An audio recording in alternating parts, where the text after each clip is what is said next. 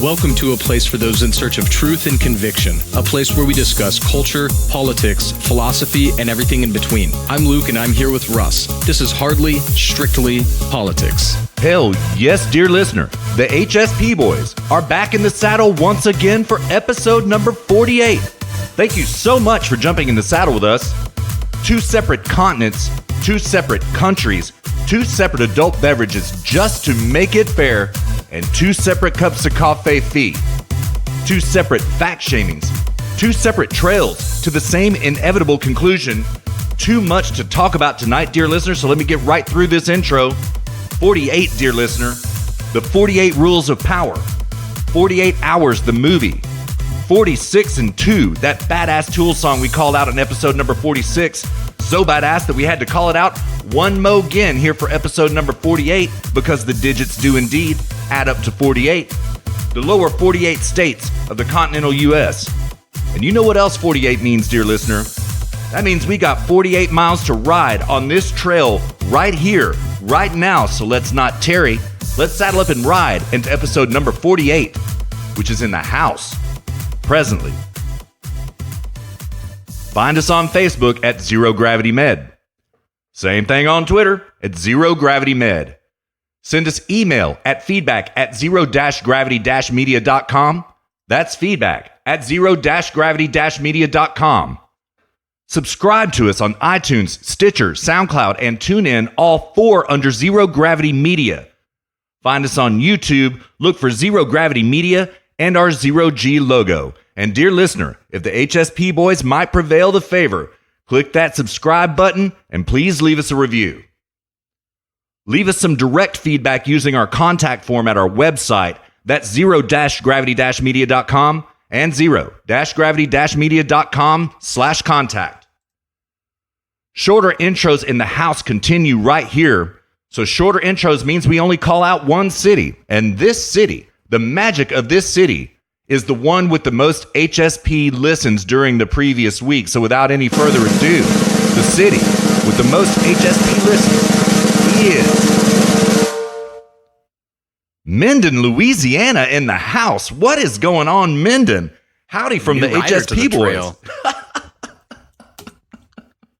Got a new rider in the house. Yeah, man, this is a new rider on the trail. I mean, Minden, we've seen you here and there in the metrics, but all of a sudden you just came out and dominated this previous week. Thank you so much. That's white pilling, man. Very white pilling.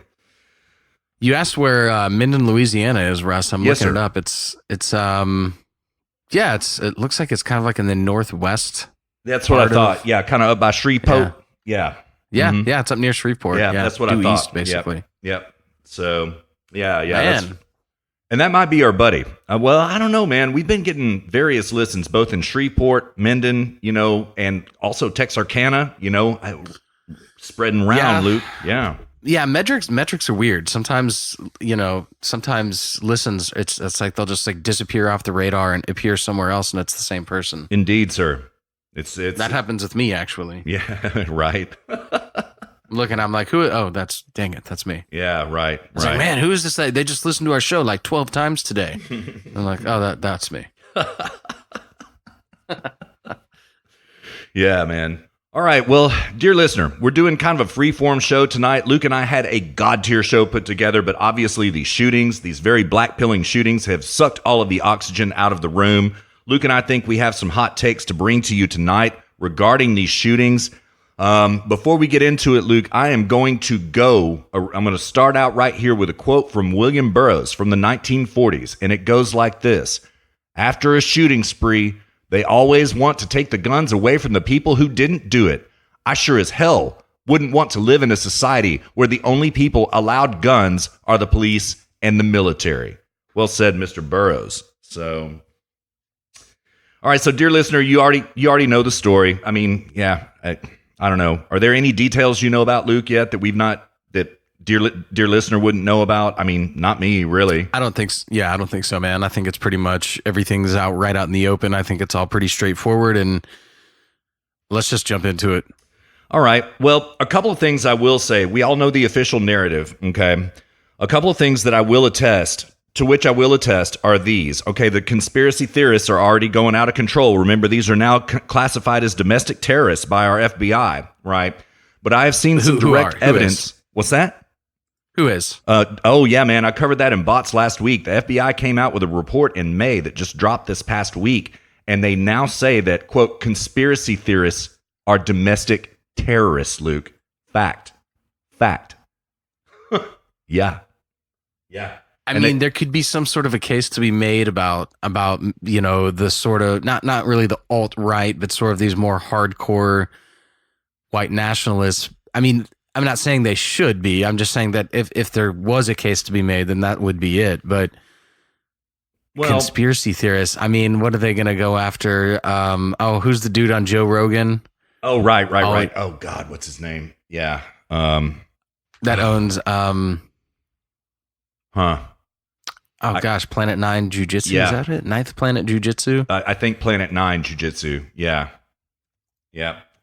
All right, I have to look. Yeah.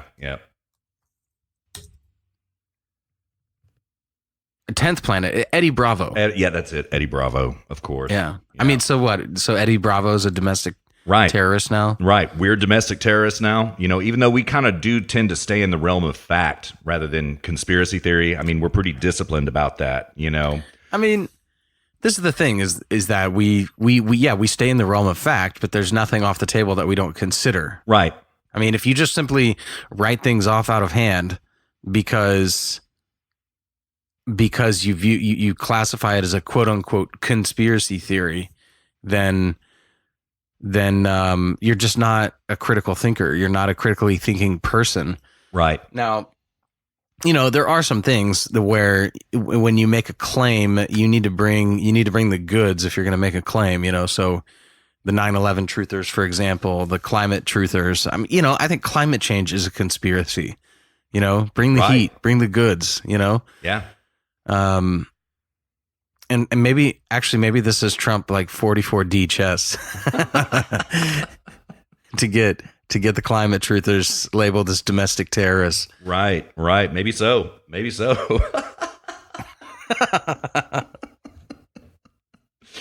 Yeah, maybe so. No, but the way it was configured is that, Luke, I have to be honest. Excuse me, dear listener, about this. It was a Q takedown, is what it was. That's what they specifically mentioned in this report. The danger of Q. You know what I mean?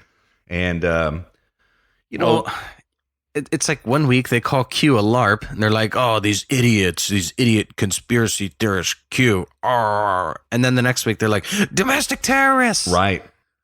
And then the next week, 8chan gets taken down, which is where Q posts. It's another one of these things that just make you go, you know what I mean? So yeah, what they're trying to do is string together disparate things and make them seem related when they're not. I mean, Indeed. Q is basically, correct me if I'm wrong, Russ, and I could be, but Q is basically sort of like boomers getting red pilled, and kind of going on these little fact finding missions and positing things and things like this. I mean, I don't really look at Q and think 8chan. I look at Q and think boomers with internet connections. Well, I mean, to be fair, I've seen a lot of I've followed Q since the very beginning. I still follow Q to this day, right? Do I believe Q hook, line, and sinker? No, I don't. There are too many things that have been wrong. There have also been a lot of things that were right, including him warning about false flag attacks and shootings this week. That truly did happen. I read it with my own two eyes. But I think that, that QAnon followers are unfairly castigated as boomers, because I do see all age groups represented. But what you're right about is this: all of this constant digging, these fact-finding missions that 9 times out of 10 are absolutely nothing. Every now and then, though, an anon will throw something up on 4ch or on 8chan where you're just like, dang, wow, I did not know that. Like things about, for example, Epstein associates, or I mean, I can't think of any other examples right now. John Podesta associates, right? Tracking down connections between, billionaires that may be involved with Pizzagate and stuff like that. So, I mean, it's a remarkable thing. I mean, they try to denigrate it in the media as if it's nothing. It's certainly not nothing, man. There are followers in the millions, I would say, easily millions, you know? So, and it is indeed also worldwide, you know? So I just kind of sit poolside on Q though, Luke. I mean, you know, I check it about once a week, see what's happened. That's about it. You know what I mean? So yeah. Yeah, I never got into it. I don't know. Yeah. I mean, I don't know. Those sorts of things, like, it has to become overwhelmingly abundantly clear that they're onto something before I'm like, all right, yeah, I'll spend some time on this. Right. Yeah, and that's the other thing about Q that I get really frustrated with is that sometimes the posts are just so cryptic that there's no way to make sense of it whatsoever. There's absolutely no way. You know what I mean? And, you know, the QAnon fans are like, oh, this is Q talking to somebody else. This message wasn't meant for us. It was meant for somebody else. And it's just like, well, then, you know, why post it? Then why post it? So, you know, anyway, but like, you know, when they were saying, you know, Q kind of implied that the New York power shutdown a couple of weeks back was an attempt at Epstein's life. Okay, that's kind of maybe, you know, maybe so. There's no way to either prove or disprove it. Do you know what I mean? No way to prove it. Yeah. So, yeah. But, you know, going back to these shootings today, though, a couple things I can prove, and I don't want to get too conspiratorial about it, but dear listener, there are a couple of things that are not adding up, and I'm not going to play them in the interest of time because Luke and I have an entire week of show prep burned here because of these shootings, so we have too many things to get to. So in the interest of time, I'm not going to play these clips, but I have audio from 4 different people who were in the Walmart that were interviewed immediately after the incident, Luke, and they all swear that they saw 3 to 4 shooters all dressed in black.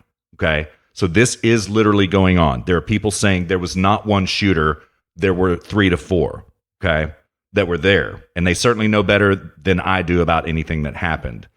There's another thing going around the inner tubes right now that is really interesting, and that is this. The shooter, and we're not going to say his name and glorify his name. And also, dear listener, big disclaimer, okay? Luke and I repudiate in the fullest possible terms any type of political violence, right? If we say something edgy, we're just saying it for the sake of being edgy itself. We do not believe in going and shooting people on the offense ever, okay? So let's just get that clear right up front. But another thing I have seen, Luke, is that at the time the shooter ran into the Walmart with his AK-47 up on his shoulder, he's a left-handed shot. I found that interesting, right? His pants don't match his arrest pictures. Like they're clearly different. They're the same color, but he walks into the Walmart with a pair of cargo pants, and then he gets arrested in a pair of khakis. They're distinctly different, okay? And I don't know what to make of it. Do what? I do. Maybe they were having a pants sale at Walmart that day. What did they call those sales? Was it a blue light special sale? You know, where you can get a cheap pair of pants for 10 minutes. The Red Apple sale. Yeah. No, that was Sears, I think. Maybe. Yeah, Foley's. That was Foley's. Foley's. Yeah. I mean, you know, I'm not gonna lie. You know, I've gone. When I've been short on some cash before, I've gone to Walmart. I mean, I didn't ever really feel the need to bring my AK-47 with me. Right. But, you know, I have definitely taken advantage of some good Walmart sales in my day. Yeah. And dear listener, let me also say, if it's too soon, okay, we're sorry about that. But Luke and I in particular am so black-pilled about this that I'm glad that Luke is making some humor about it because, I mean, what can you do but laugh at this point in time? And that is not to be insensitive and cruel, right?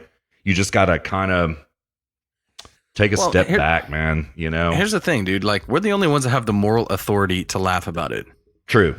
That is absolutely true. I'll get to that in a minute. Like, I've got some things I want to say, but like, maybe finish just laying down the facts first. There was one other fact. There's also stuff not adding up about the Dayton, Ohio shooter, but I've forgotten what those are at the moment. But he was clearly a dyed-in-the-wool leftist. The entire left does not have to take the blame for him being a leftist, but Donald Trump has to be called a racist and the cause of this right-wing shooter, which he was not a right-wing shooter at all, dear listener. And so, He was a lefty both physically and politically. Yeah, he kind of was, dude. He kind of was. So, well, yeah, dude. Like in the manifesto, he even wrote about like how Trump is not our savior. So these, okay, I don't want to content cuck myself. Okay. Yeah, I'm right there with you. I know exactly what you're going to say. So like these are the facts that are being drawn upon in the conspiracy theory, domestic terrorism community right now. I've observed those facts for myself. I did not see video of 3 or 4 all dressed in black shooters in Walmart, right? It is remarkable to me that CC footage has not been released from Walmart yet. That's pretty remarkable. It's 2 days now. You know they have it. There are cameras everywhere in every Walmart for theft protection. But I did not see that myself. All I know is that I see these people who were in the store saying that there were 3 to 4 shooters. Who knows? But that's a fact. So, and I don't really think that there are too many other facts to draw from this, really, Luke, other than kind of getting into the manifesto a little bit and getting into the Dayton shooters background a little bit. That's about all I can think of to do. What do you think, man? Yeah, sure.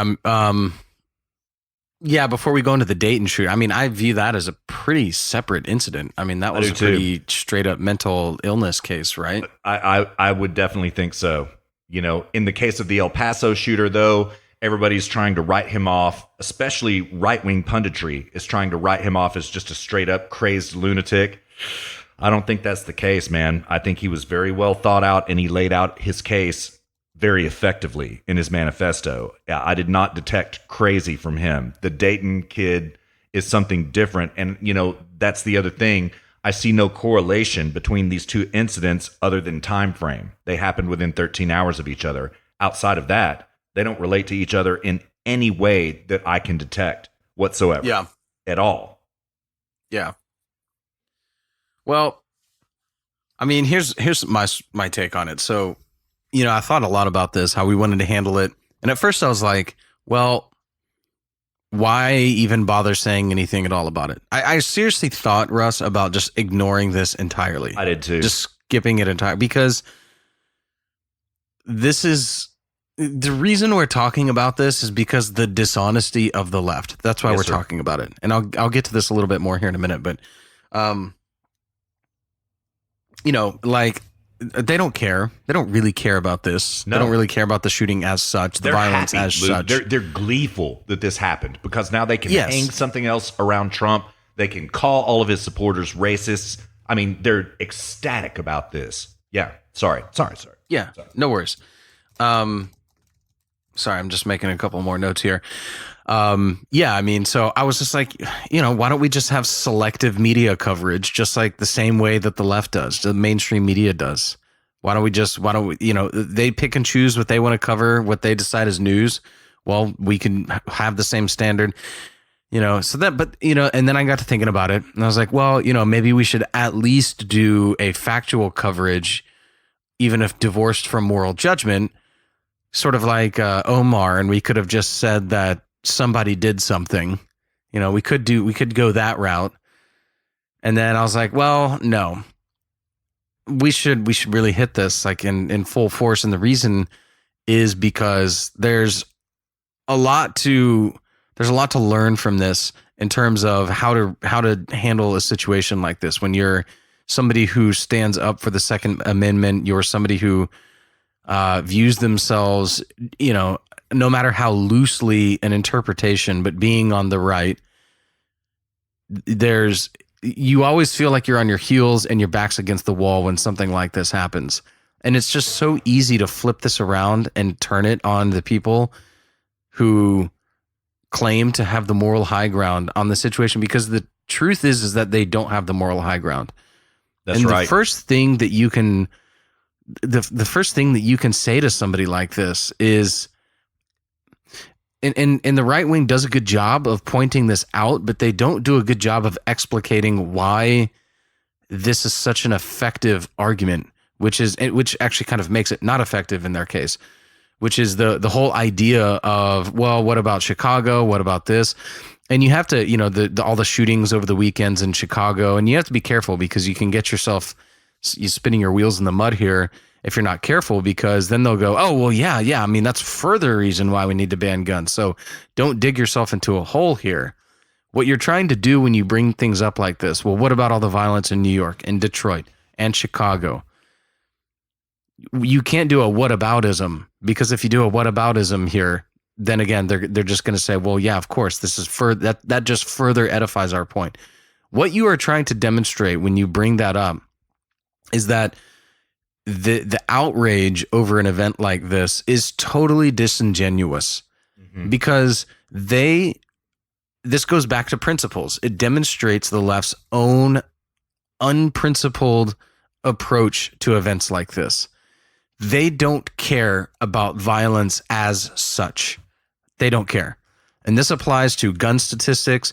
This applies to Piers Morgan when he was arguing with Ben Shapiro, and Ben Shapiro failed to bring this up. This applies to Piers Morgan when he was arguing with Alex Jones, and Alex Jones failed to bring this up when they go on about gun violence, gun deaths. Why don't you care just simply about violence, period? Deaths, period. Why aren't you worrying about that? Why is it specifically gun violence? Well, the reason is because it's the right who cares about guns. You don't understand guns. That's not part of your culture. So, okay, I'm going to go after gun violence. I'm going to go after mass shootings. I'm going to go after these specific, narrow, concrete cases of violence. And what this is indicative of is the fact that they don't care about violence as such. They are not anti-violence. They are anti-gun violence. But they're not even that. They're actually anti-mass shootings. So they're not anti-gun violence. They're not anti-violence. They're anti-mass shootings. That's it. And it's actually even worse than that. Russ, I saw this infographic of all the mass shootings that's happened this year, which there have been many. And they just cherry pick the one that the white people. So it's anti-mass shootings conducted by white people. That's really what it's about. Yeah. So they are so unprincipled. They're so dishonest. The idea that they would have a moral high ground, that they're the ones over there going, we have the solutions. Okay, you have to care before you can even pretend to have solutions. That is a requisite. That is requisite to you having a solution, is you actually having a principled approach to violence as such. And their reaction to this illuminates all of their all the complete absence of principles when it comes to violence in general. Yeah, you don't hear anybody bitching about the knife attacks in London. You know what I mean? You don't hear any of that. You know, they've got 120, 30 deaths by knife attack. I feel so much safer. Yeah, and I had to deal with this with my mother-in-law. You know, today we're driving out to lunch, and she's like, I don't know if I want to come visit Texas now. I'm just like, it is so much safer that I would take any city in Texas over any city in Europe, just out of hand, straight away. Up.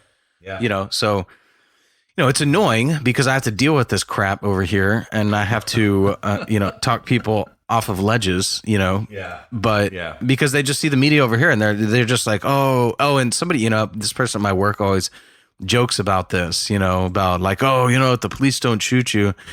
I'm just like, oh God, dude, like, you have no idea what you're talking about. But this is the unprincipled. Do not let the left get away with this when they go on about gun control, mass shootings. It's like, where were you last weekend? Right. When all this blood was shed last week, even more every single weekend in Chicago. Oh, well, we can't talk about that because that's black on black crime, and that happens in a Democrat district. Right. Yeah. They have no moral authority to even comment, to even utter a breath about this. No moral authority. Yeah. Yeah. Excuse me, dear listener, just a little bit of, to kind of build on what you just said now. I'm just like you, Luke. I don't like whataboutism arguments too much, but I'm kind of in favor of whataboutism right now in terms of this. I want to do a deep dive about rule discovery. What are the rules? Okay. Because of this simple fact right here, I'm tired I finally hit my fill today watching the mainstream media just spin out of control with their hair on fire. I finally hit the point, unlike I've ever hit in my entire life, where as a white man, I got really fed up and sick of being called a racist because of somebody else's gun crime. Okay. We never really bring race into the argument, other than, crime statistics, which are pretty measurable. Okay. They're fairly measurable. You and I don't do that, but other people do. We both know those arguments, and they're true. They're 100% true, right? But is this not a violation of the rules to call everybody who supports Trump and who is white and who owns a gun a racist, right? That's where I think whataboutism becomes valuable in terms of bringing up cases like, 7 people were shot and killed in Chicago last weekend. 54 were shot and wounded, Why doesn't that matter? Is it because it's black on black crime? Is this because you cannot accuse a white person in these cases? It's all black on black crime. Is that really the reason, right? How about, in terms of this whataboutism argument, how about we all back away from this collective argument about racism, right? Let's don't call everybody a racist just because somebody went and freaked out and shot up a Walmart. Some people did some things, right? Here's the other thing about it, Luke. All right, these 2 dudes, that did these shootings this weekend. What do you think a white man is going to do when they're raised in schools, taught that they're trash, taught that they're oppressors, taught that they have privilege, taught that they have benefited from the white privilege of subjugating all other races, right, to the point that they have no hope of ever getting a job, of ever getting into college? What the hell do you think they're going to do? They're going to flip out and go shoot a place up. Both of them, well, not both of them, but the manifesto, if you recall, Luke, clearly related a complete lack of hope. Completely related that. You know what I mean? Totally. I mean, this was my final point, actually, was that what did they expect was going to happen when you tear apart a society, differentiate everybody on artificial, I don't want to say artificial, but superficial characteristics, differentiate everybody based upon sexuality, race, gender, and then pit them all against each other. What in the hell do you think is going to happen? Exactly so. What they are upset about is that white people, and especially white males, aren't just laying down and going along with it. That's what they're mad about. That's why they're upset about this. That white men aren't just laying down and being the doormat of American society. Yep. Now, I'm not saying that what this person did is right. What I am saying is that what the left has done, the Frankfurt School and all the postmodernist philosophers, what they have done is taken our society, separated everybody out into various groups, and then pitted everybody against each other. And then when something like this happens, they go, oh, where did this come from? Yeah. What did you think was going to happen when you pit everybody against each other? Yeah. And then you have the president come out and he made the Toledo mistake. He said Toledo, Ohio instead of Dayton. And so the left just pounced on him like a pack of hyenas after he did that in real time. I watched it blow up on Twitter. Toledo became a hashtag trending worldwide immediately, right? Pounced on him because he said Toledo instead of Dayton, right? He comes out and gives, I think we'll get to it here in a minute. Dear listener, we're going to play this for audio break number 1. A pretty white-pilling, respectful address of unity. You know what I mean? That really is what it was. And they still call him a racist. Again, Luke, like you just said, what the hell do you think is going to happen? What the hell do you think is going to happen? You're going to get called a racist anyway? You're not going to get into college? You're a racist anyway? Well, guess what? Yeah, we racist now. That's what is going to happen. That's what is going to happen. And, that is literally the alt-right. They alt-right just took all of the left's talking points and accepted all of them wholesale and turned it into an ideology. That's the alt-right. Yep, that's it. You know what? Okay, you know what? All right, cool. Yeah, we agree. Let's separate. That's that is the alt-right stance. Is just, all right, cool. Yeah, you know what? We agree there's no way we're ever going to get along. And you are oppressed. You're so oppressed. Let's just separate. We can't help but to oppress you. You're right. We are better. Whites are better than other races. This is all of the alt-right talking points, Yes, it is. And so we will inherently, by virtue of biological determinism, oppress other cultures by virtue of the fact that we're better than them. So you know what? You're right. Like we should just separate.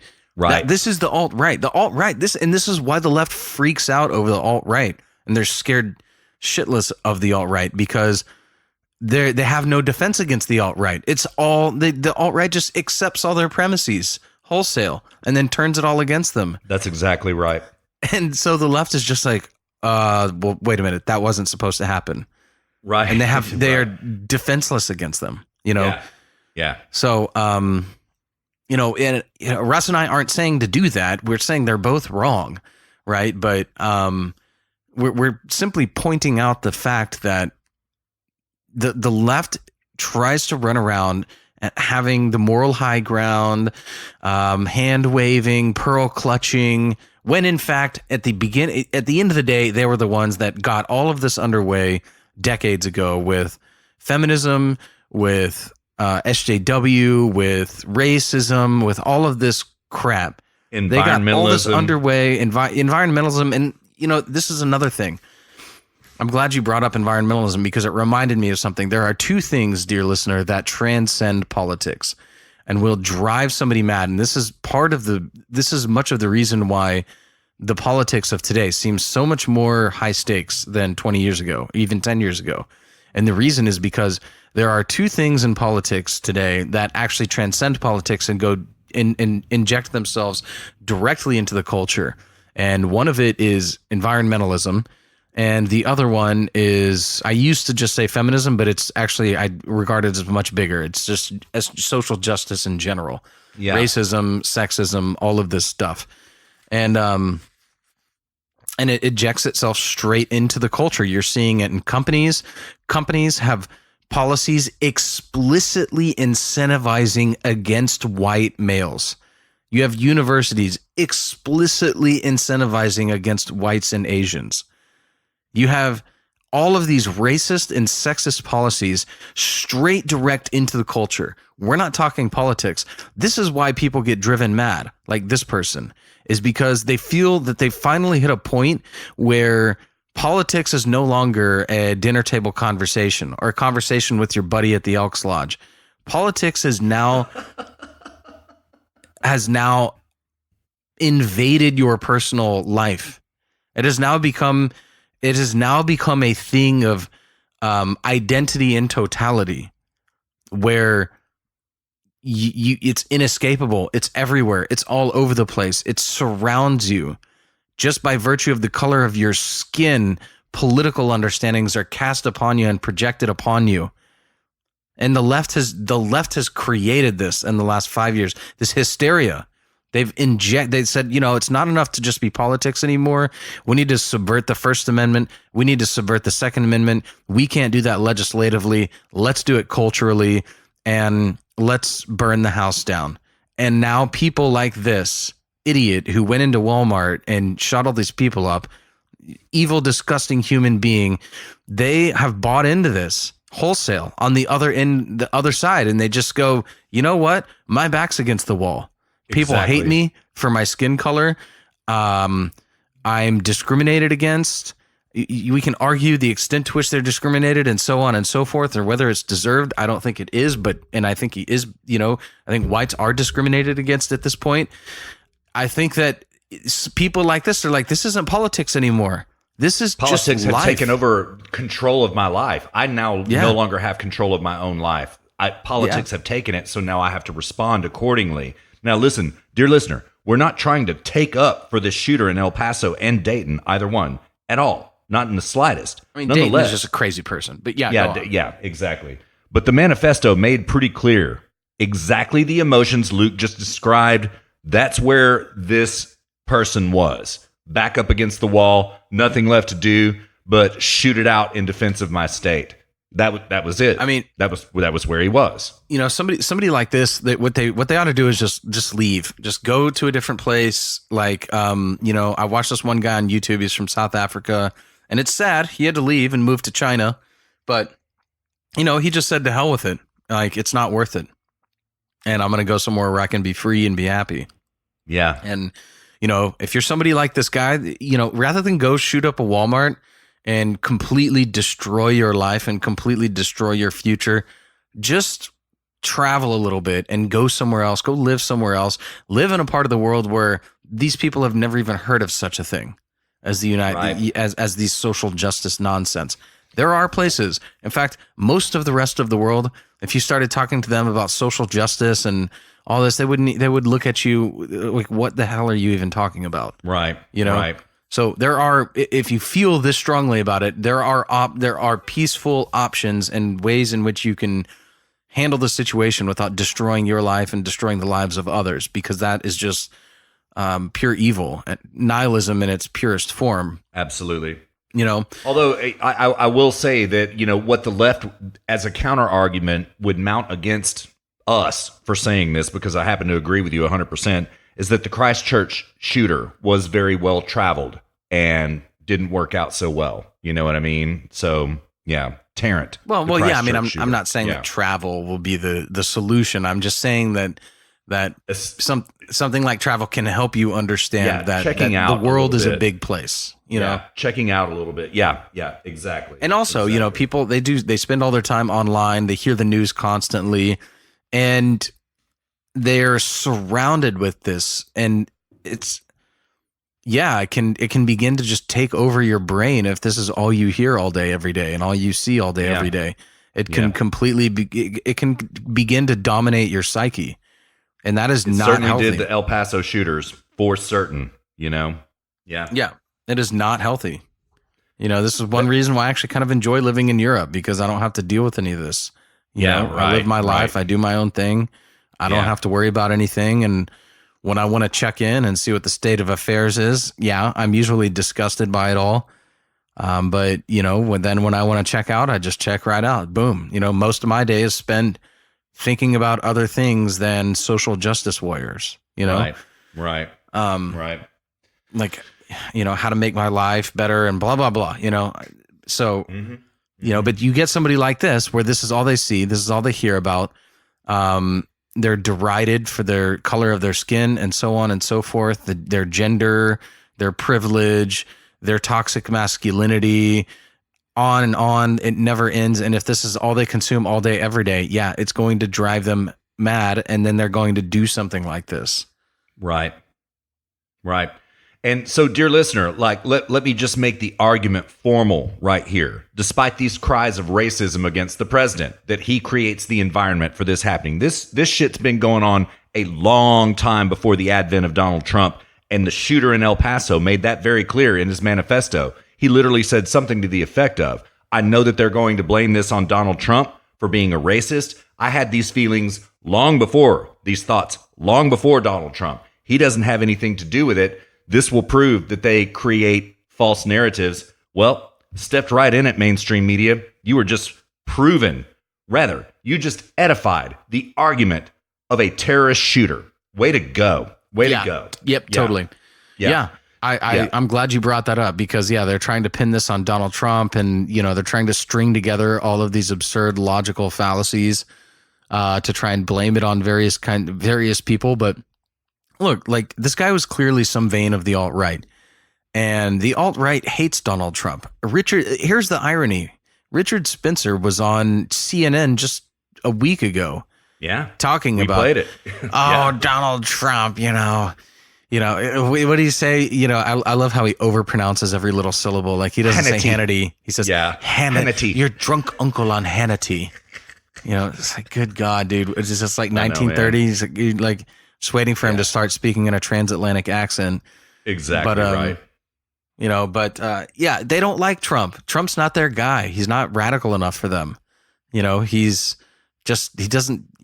view Trump as just like, he was exciting and it was momentary, but we've moved on. We're not, I mean, hell, they're Yang gang. If anything, the media should be going after Yang about all this. Right. Good point, man. Good point. Yeah. Because they're all pro Yang now. I mean, this shooter in El Paso did not come out and say as much, but I mean, he's got universal basic income written right there in his manifesto. There's nobody calling for this on the Democrat field other than Yang. Yeah, So it's like the stuff he had in his manifesto is all leftist politics. This is the hilarious thing. It's like they have to pin it on Trump because everything in the manifesto is right lock in step leftist. This guy is a leftist. The alt-right are leftists. This guy is a leftist. All of this is leftism. None of this has anything to do with anything the right stands for. Yes. So, like, do not get the moral of all this. The moral of all this that we're saying: do not allow some leftists to get in your face and virtue signal, put you up against the wall, put you on your heels, because they have absolutely no moral authority to do so. They're disingenuous about being principled about the idea of violence. They don't care about violence. They only care about white mass shootings. They don't understand. They didn't read the manifesto. They don't understand that the alt-right and the shooter both all disavow the manifesto, and that they all have leftist politics. There's nothing right-wing about any of this. Right. Yet they get away with it, Luke. That's what I finally got fed up with today. I was just like, God, they just got away with it. They're sitting here lying through their teeth, and they're getting away with it. And, they've got their leftist army marching in lockstep along with them. Trump should be calling this out, dude. If I were Trump, I'd be on Twitter right now. I'd be on Twitter going, I don't know what you people are talking about. This is all leftism to me. I mean, this is identity politics, first of all. So it's identity politics, environmentalism, anti-corporatism, UBI. If I were Trump, I would say, here's the list of things this person cared about and why he acted the way he did. I would list them out and say, can you honestly tell me that any of these are anything but left wing? Yeah. I actually might give it about a day, you know what I mean? Maybe tomorrow, because I mean, it's still so shocking, Luke, But anyway, before we get too far from the point, dear listener, I just want to obviate the fact that it is mine and Luke's belief that the left owns this. Not Donald Trump, not people like Luke and I, not people like you, dear listener. Nobody on this trail owns this. The left owns this. They created it. They fostered it. They developed it over 5 decades. And here, what do you think? Like Luke said in the beginning, what do you think's going to happen? What do you think's going to happen? So, yep. Yeah, totally. Well, let's move on, dude. I'm tired of talking about this. All right. Well, let's see. Where are we at on time, man? We're at 45, dude. We could go to break if you wanted to. Oh, yeah. We can go to break. We're trying to do a short show tonight, dear listener. It's late in Texas. It's hella late in Germany right now. But Luke, I just got to tell you one thing that just happened. So guess what happened today? Okay, so we already told you, dear listener, that 8chan got shut down. They got pretty much deplatformed by their DDoS protection service. So that happened. But guess what happened right on cue this afternoon, Luke? Lindsey Grahamnesty, none other, comes out with a red flag bill that is, oh my God, it's so bipartisan. The president supports it. And the president did cuck a little bit. Not completely, but a little bit. We'll play the audio for you, dear listener, and let you judge for yourself what the president had to say. But yeah, Luke, so there is going to be red flag gun control legislation hitting the House as soon as the Senate gets back in session. Now, dear listener, what this means, we don't know exactly what the terms of this bill are going to be, but what I do know the original terms of this bill were. They went like this. You get a red flag, right? It could be an arrest. It could be the fact that you are under psychological therapy. It could be the fact that you are taking medication for depression. It could be the fact that your neighbor goes and rats on you for being crazy. They take away your guns and your right to have guns without due process. Now Lindsey Graham is bringing forth a bill into the Senate that it seems like Trump is going to sign based on his comments this morning. Blackpilling stuff, man. Blackpilling stuff. I would just, if I had the ability, I would just circle the city of Chicago and just draw it red. Straight up. Yeah. And then just see how that goes. See how that red flag legislation goes. Yeah. Straight up, man. Straight up. I mean, this red flag legislation, this is just a backdoor. This is so bad. This is such a cuck move on Lindsey Graham. I mean, first of all, they should be doing what we're doing and going after the left on this and calling them out for their contradictions, their lack of principles, their racism, their sexism, their identity politics. They should be calling the left out on this. The political agreement that they have with this person who did the shooting.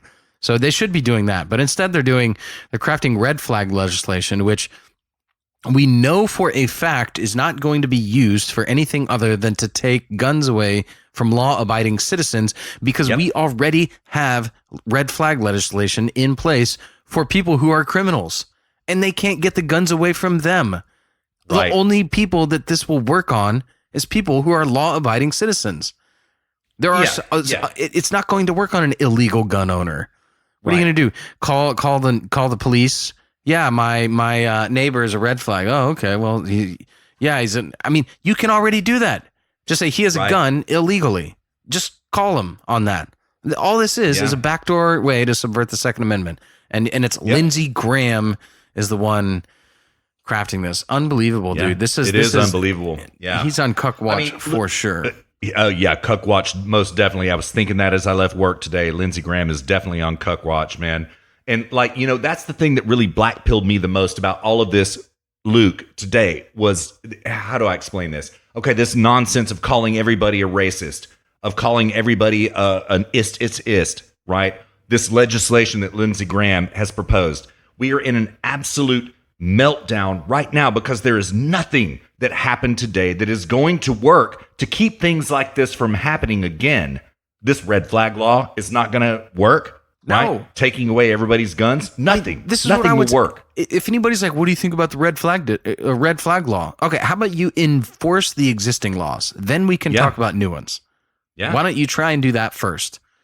Go to Rahm Emanuel, go to the city of Chicago, go to Detroit, go to New York, go to San Francisco, say, look, when you can effectively enforce the laws that we have on the books, we will even begin to entertain the possibility of additional laws. But until then, we don't even want to hear about it. And even if you are able to do it, guess what? That's going to solve almost all of the problem, because we know it will, because if you just remove all of those places from our gun violence statistics, gun violence in the United States drops to levels approximating the Netherlands. So if you just enforce the laws on the books and then you don't have problems in America's largest cities, our gun violence problem drops to the Netherlands, and then problem solved. Just enforce the laws on the books, problem solved. But no, instead they're going to create new laws, and all that's going to be used for is to take guns away from law-abiding citizens. This is a huge legislative, tactical, and rights error on behalf of the right. If they're actually going to push this. It's a cuck by the right. That's what it is. It's a cuck. You know what I mean? They're buying into the leftist premises and being called to action based on leftist demands. That's what it is. That's straight up what it is. Yeah, it's really frustrating, man. They don't have the moral fortitude. They don't have the moral certainty. No, they don't. To deal with it. No, they're bought and paid for. No, they don't. They don't represent us at all. Not in the slightest, man. All right, well, let's go to break, dude. All right, sounds good. All right, dear listener, we are trying to make a quick show this week. We're at approximately 47 minutes right now. Thank you so much for riding along this trail with us. We are going to play President Trump's press conference today from the White House. We hope you enjoy it. I thought it was a very solemn, very well said press conference, except for how he cucked a little bit and then he blew the Toledo thing. I heard it in real time as it happened. You're going to hear it about 8 hours after the fact. Dear listener, enjoy this clip. We'll be back at you in 9 minutes and 48 seconds of our time, and real time, as a matter of fact. Enjoy the president.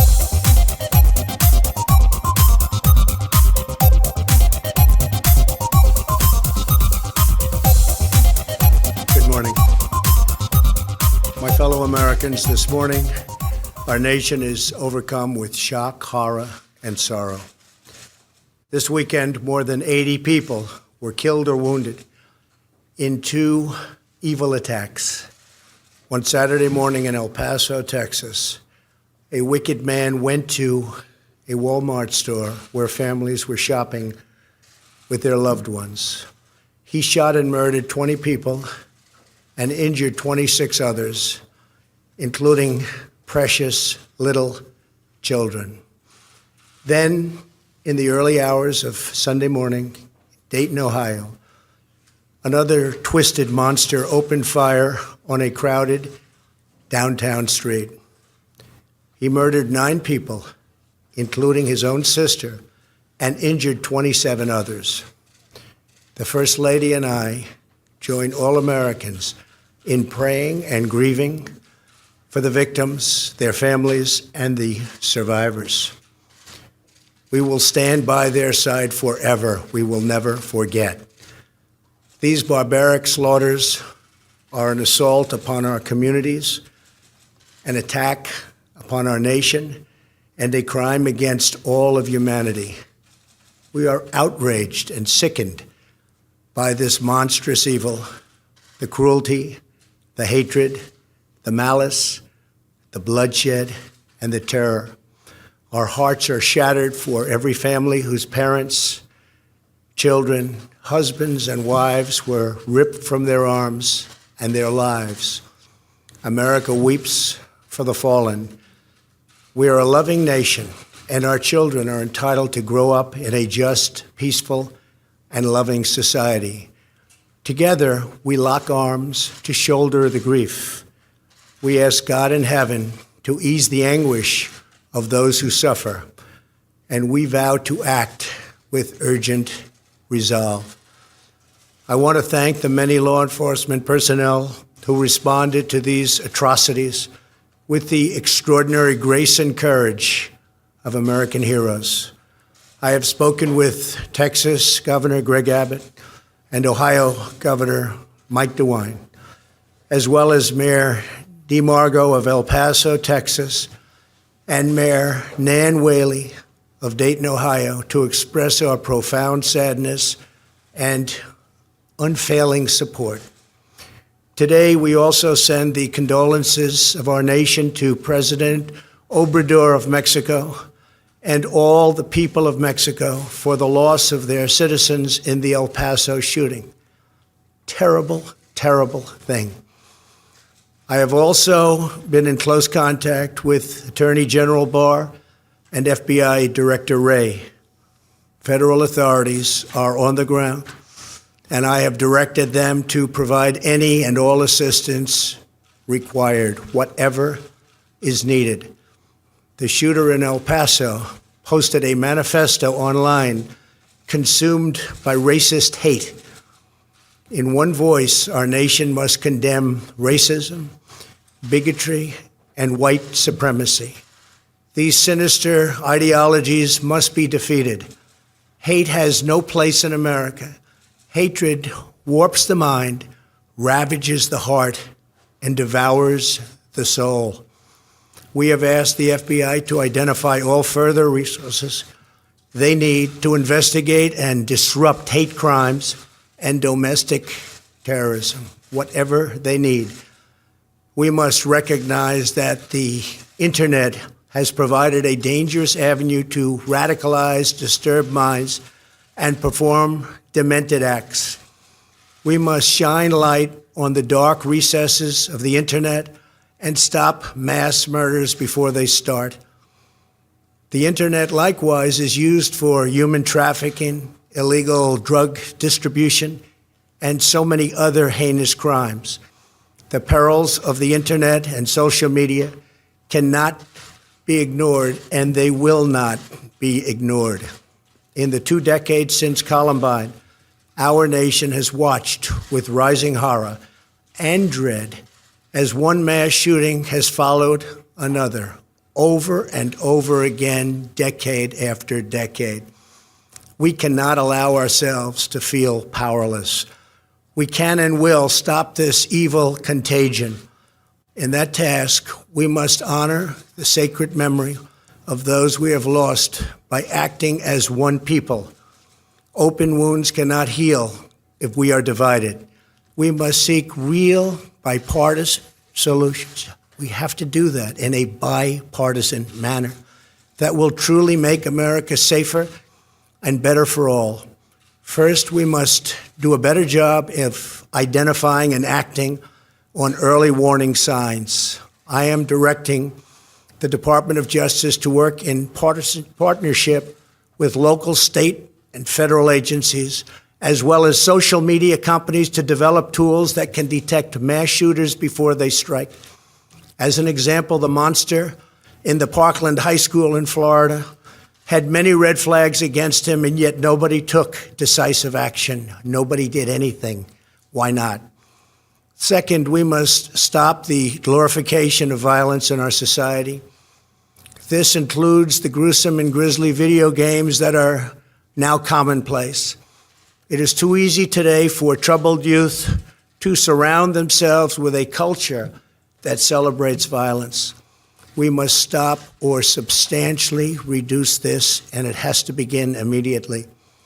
Cultural change is hard, but each of us can choose to build a culture that celebrates the inherent worth and dignity of every human life. That's what we have to do. Third, we must reform our mental health laws to better identify mentally disturbed individuals who may commit acts of violence, and make sure those people not only get treatment, but when necessary, involuntary confinement. Mental illness and hatred pulls the trigger, not the gun. Fourth, we must make sure that those judged to pose a grave risk to public safety do not have access to firearms, and that if they do, those firearms can be taken through rapid due process. That is why I have called for red flag laws, also known as extreme risk protection orders. Today, I'm also directing the Department of Justice to propose legislation ensuring that those who commit hate crimes and mass murders face the death penalty, and that this capital punishment be delivered quickly, decisively, and without years of needless delay. These are just a few of the areas of cooperation that we can pursue. I am open and ready to listen and discuss all ideas that will actually work and make a very big difference. Republicans and Democrats have proven that we can join together in a bipartisan fashion to address this plague. Last year, we enacted the Stop School Violence and Fix NICS Acts into law, providing grants to improve school safety and strengthening critical background checks for firearm purchases. At my direction, the Department of Justice banned bump stocks. Last year, we prosecuted a record number of firearms offenses. But there is so much more that we have to do.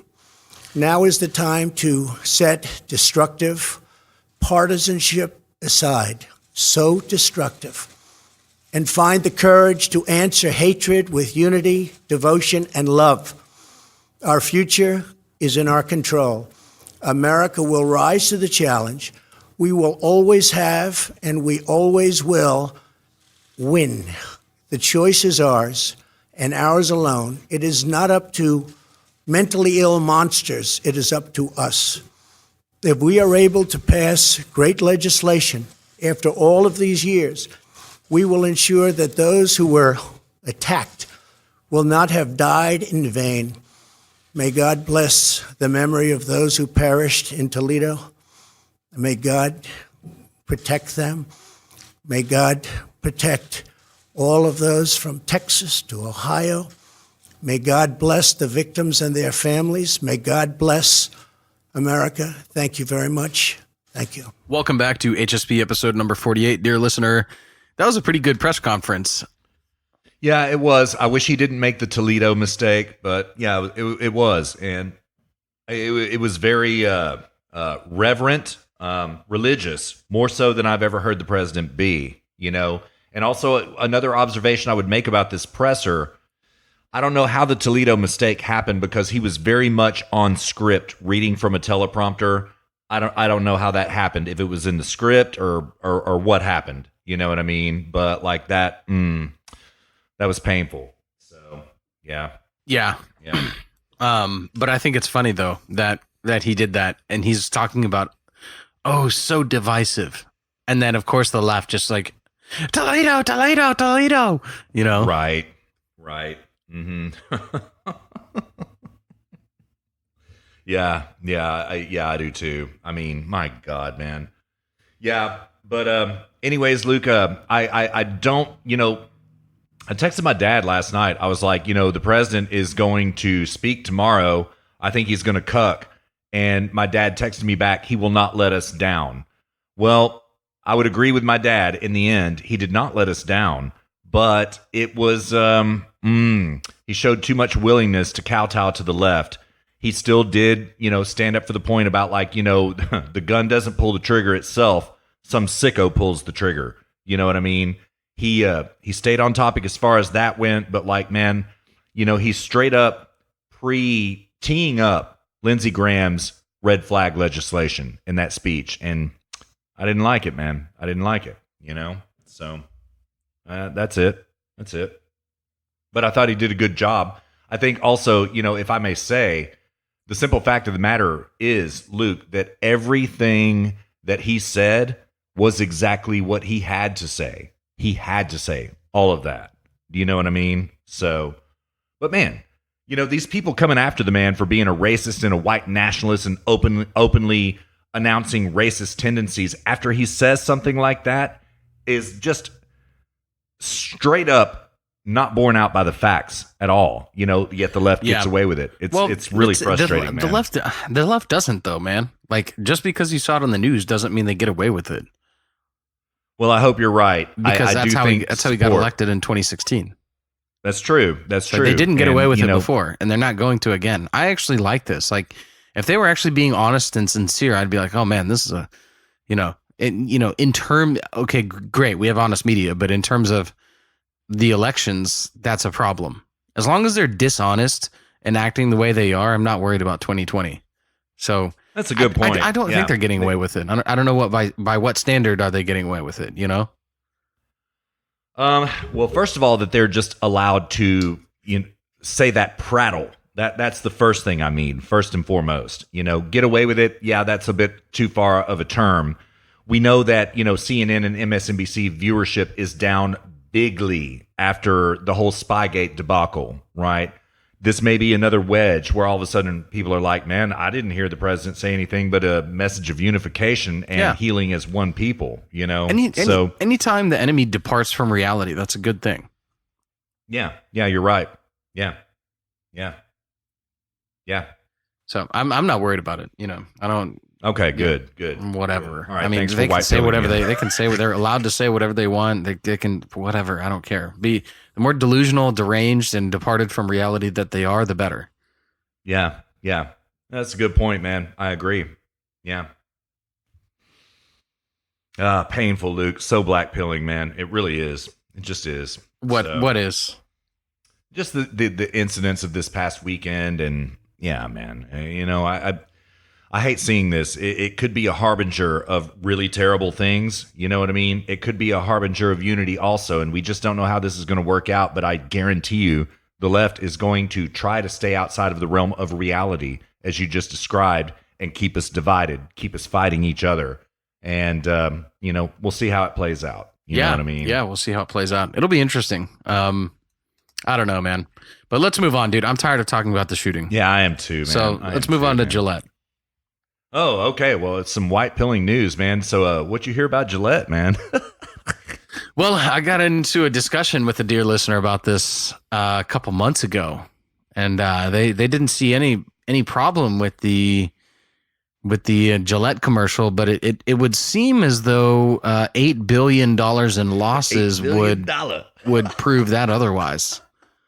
I mean, and of course, do you know what they said about it? Oh, no, that had nothing to do with the ad, nothing whatsoever. It's because men are all wearing the 5 o'clock shadow now, and they're clipping their beards instead of shaving. And I know that's literally what they said. Yeah.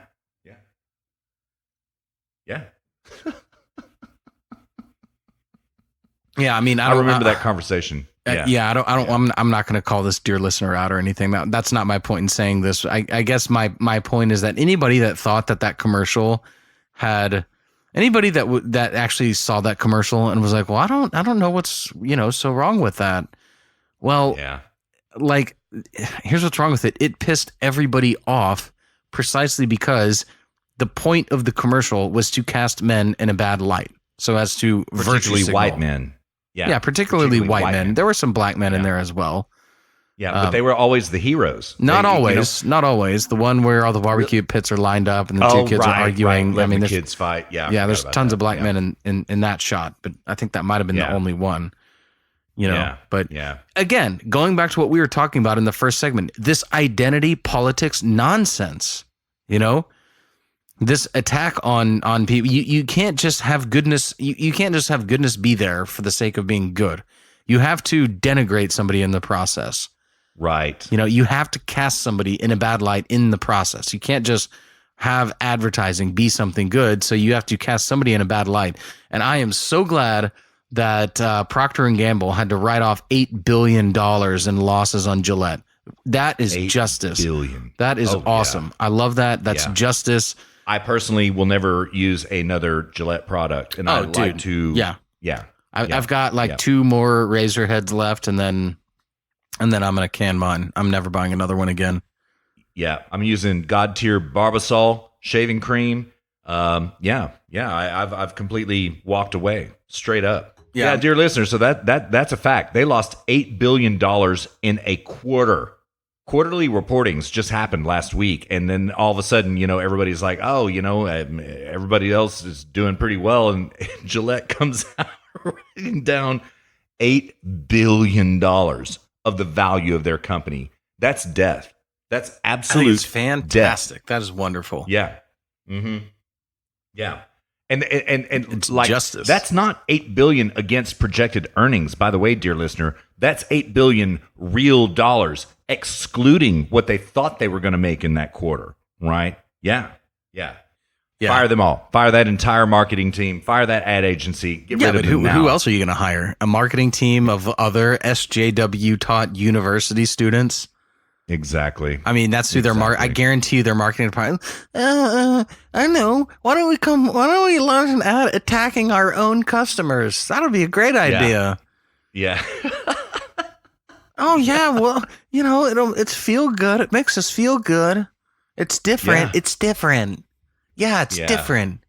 That's the way to go. Different. Yeah. I mean, not so much according to the numbers, but I get your point. And, Luke, I'm actually going to make a prediction, a prognostication based on what you just said. Do you know something? I bet that they will double down on this in this quarter somehow. I bet they will. Yeah. Yep. I mean, maybe, if Procter & Gamble's trying to get out of the razor business, then maybe. Yeah. True. Yeah, it's a risky gamble, no pun intended. Procter & Gamble, that would be a big gamble. But man, they're so SJW now, I wouldn't put it past them, So. Yeah, I mean, going back to what we were talking about earlier about how this stuff just transcends politics and slowly works its way into the culture. I mean, you're seeing this in companies. The companies themselves are becoming little centers of social justice. It's just disgusting. It is. It is certainly not capitalism. Certainly not. No, if you look at this Gillette commercial, and if you're a female and you saw the Gillette commercial and didn't think about your brothers, your fathers, your husbands, the men in your life that you love and that you cherish, and immediately become offended at that commercial, then you need to evaluate why it is that you can see something like that. And then not think about the men that you actually concretely know. We're not talking about some abstract pie in the sky.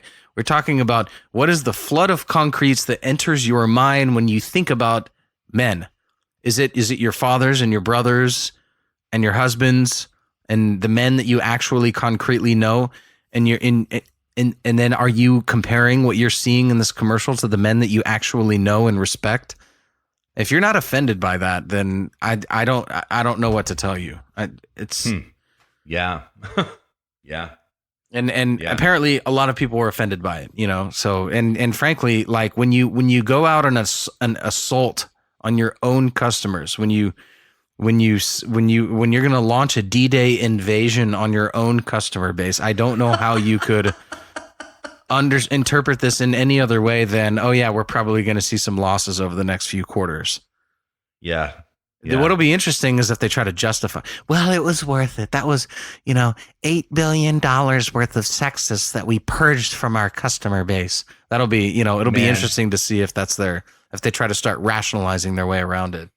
They haven't gone that far yet. They just made the paltry excuse about, oh, yeah, everybody's just clipping their beard now. They're growing their facial hair out. That's why we're not selling razors. Oh, my God. It's not because of our shitty marketing. No. Yeah.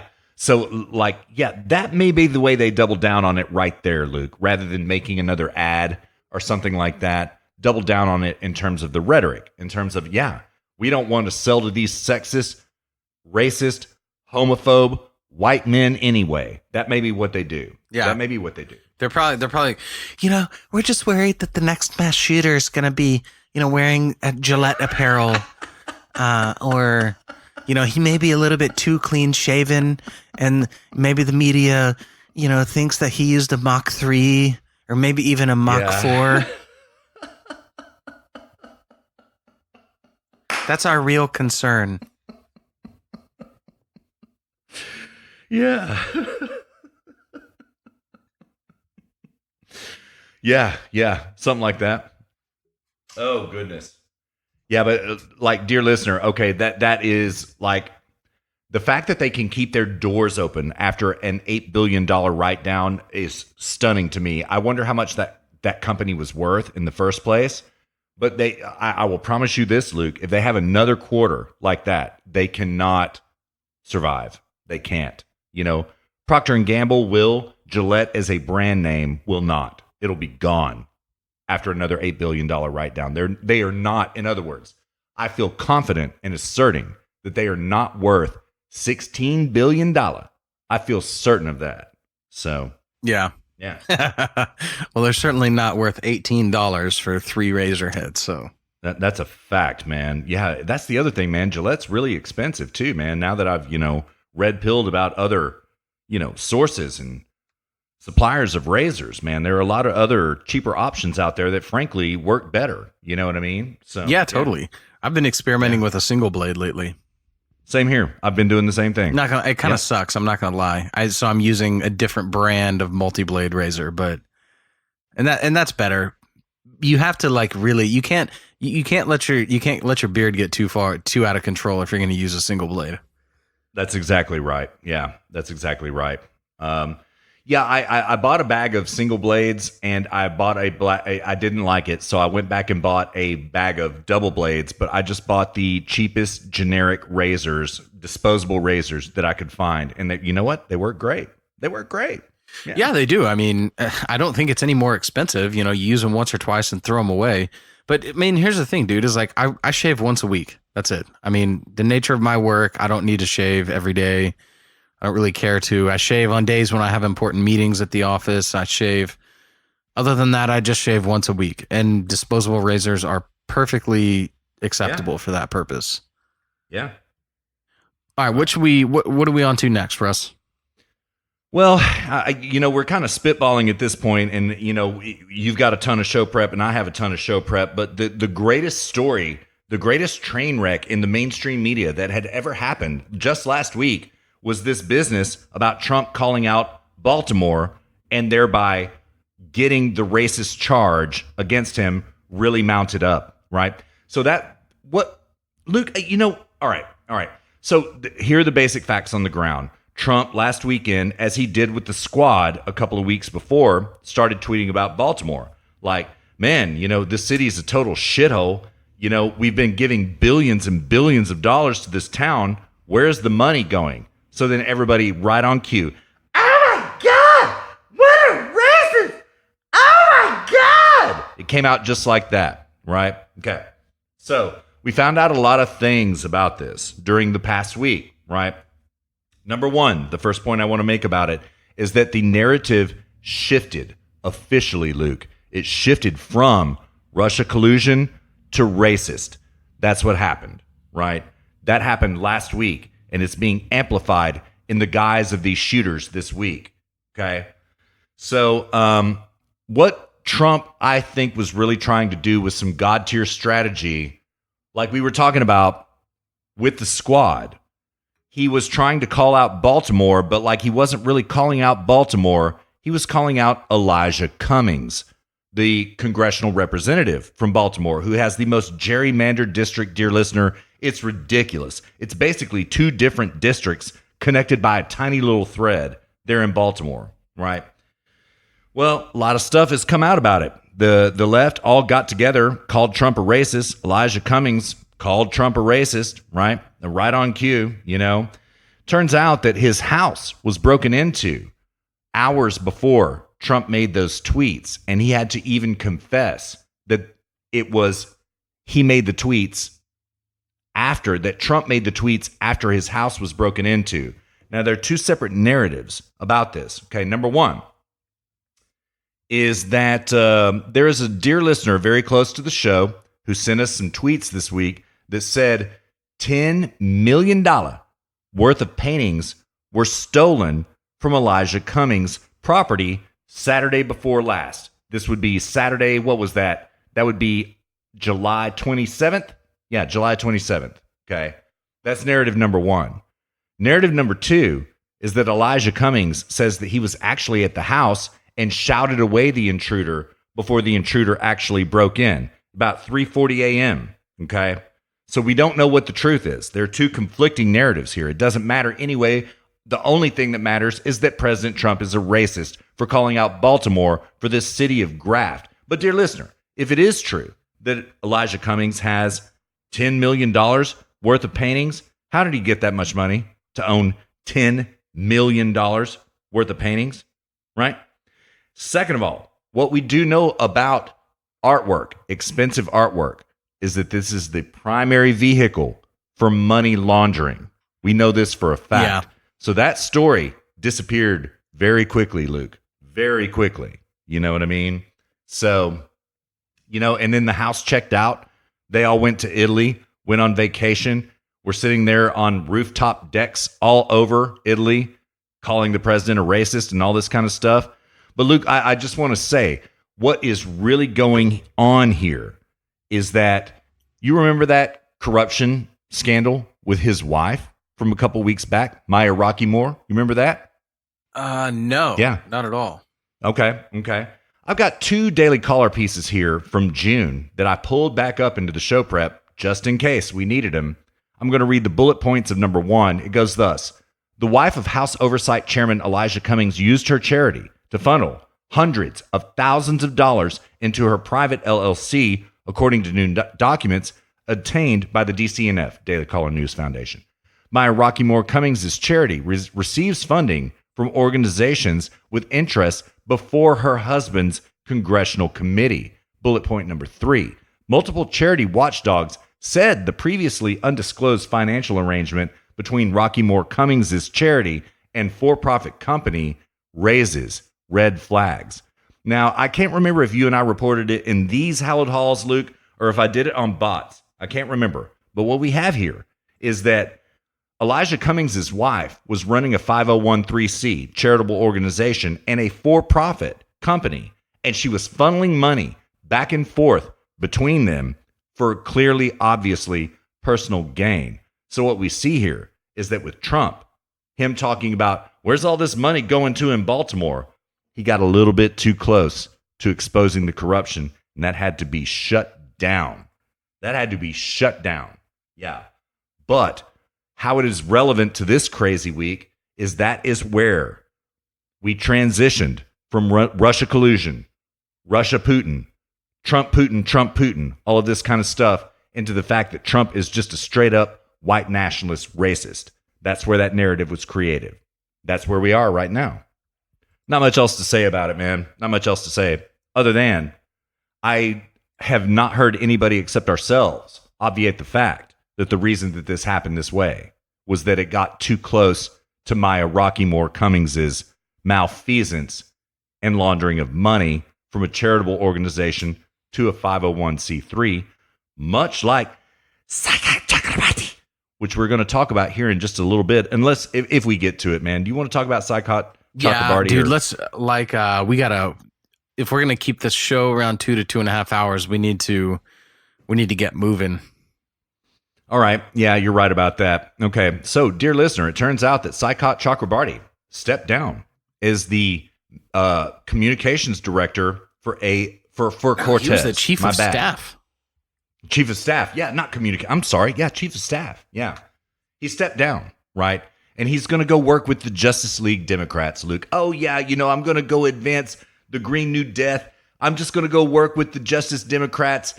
But it turns out that the reason that he left, and they are not admitting this, but he's under federal investigation for that same type of crime, which we just described. They set up 2 501c3s and 2 for-profit companies and laundered money between the two of them. This is major crime. Yeah.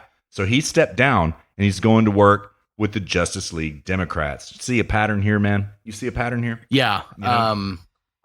And I don't think it's like consensus Democrats or something. It's not Justice League necessarily. Oh, you may be right about that. Yeah, I've got a piece here, but I don't see it. Yeah, you're right. It is the new consensus. Yeah. I wondered about that as well. I think that he probably was pressured from leftists, like neo-leftist mainstream Democrats. Like, look, we are going to take you down if you don't step down. I think so too. Rahm Emanuel called him a little shit last week. This little shit running Cortez's office right now. You know what I mean? And I think that they have the dirt on him. I think the government has the dirt on him. So he had to go. I agree with you. Yeah. Which is super white pilling. It is. Absolutely, man. And notice how quiet Ilhan Omar has gotten this week. Notice how she just kind of bled back into the bushes after all of this crazy stuff started coming out about her husband, brother, and all that kind of stuff, and her tax evasion, immigration fraud, all that kind of stuff. Boy, this is right now, Luke, I hadn't even thought of this yet, but like this is where you would really expect Ilhan Omar to be giving the performances right now when they're trying to frame Trump as a racist. Boy, she's been silent as a mouse this week. I know, dude. Ain't that funny? So funny, man. Ain't that funny? Yeah. Mm-hmm. Yeah. Yeah. I just love it. These people are all just disgusting human beings, and seeing them just go down in flames, that just makes my day. It does me too, man. It does me too. I'm so glad we decided to record tonight, dude. This is from a black pill to a white pilling episode, because here's what it is, Luke. We don't let the left get away with this crap, right? We're not going to let them get away with it. We hold them to it. We hold them to it. So, yeah. All right, what you got next, man? Well, we have we could do Rand Paul Omar. Why don't we do that since we were already talking about Omar? Yeah. All right. So I've got an article here. I think we actually have the same one. You got the Zero Hedge piece from the 29th. Is that what you've got? Sorry, you broke out for a second. Say that again. Do you have the Zero Hedge piece from the 29th? After Rand Paul offers to buy ticket to Somalia, Ilhan Omar supports violent attack. Yeah, I glanced that article, but go ahead and read it. Okay, I'll read 2 paragraphs. Days after Senator Rand Paul offered to buy, quote, ungrateful Representative Ilhan Omar a ticket to Somalia to gain some perspective, the far-left congresswoman appeared to advocate violence against the Kentucky Republican. Paragraph 2. On Monday, Omar retweeted Tom Arnold, who sympathized with Paul's neighbor who broke 6 of the senator's ribs in a violent 2017 attack over a long-standing landscape dispute. No, it wasn't. It was a political dispute. The neighbor, Renee Boucher of Bowling Green, Kentucky, spent 30 days in jail and was ordered to pay Rand Paul $580,000. And it turns out this week, dear listener, Rand Paul has been in surgery, having part of his lung removed because the tissue died in his lung after this violent attack from Renee Boucher. That's a fact. So anyways, that's what it was, Luke. Like Ilhan Omar started retweeting Tom Arnold's approval of Rand Paul being attacked, man. Again, dear listener, go back to segment 1. What we're talking about with these shooters in Dayton and El Paso, the left owns this. The left encourages this violence. Not us. They do. triggering, man. Yeah. I mean, this is, again, going back to segment one, you can just over and over again, this is just what it is. You can just understand it as being them totally unprincipled. I mean, there's just nothing else to say about it, man. There's just par for the course for them. Yeah, so those are the facts about Senator Rand Paul right now. Also, he has been working with Iran to dismantle their nuclear arsenal. And you know what? I don't have the source pulled up right now, but apparently what ended up happening is that Rand Paul went over there to, quote, negotiate with them, and he ended up telling, what's his name, not their prime minister, but their ambassador, that Trump is going to sanction you if you don't shut down refinement right now. Well, he did end up getting sanctioned.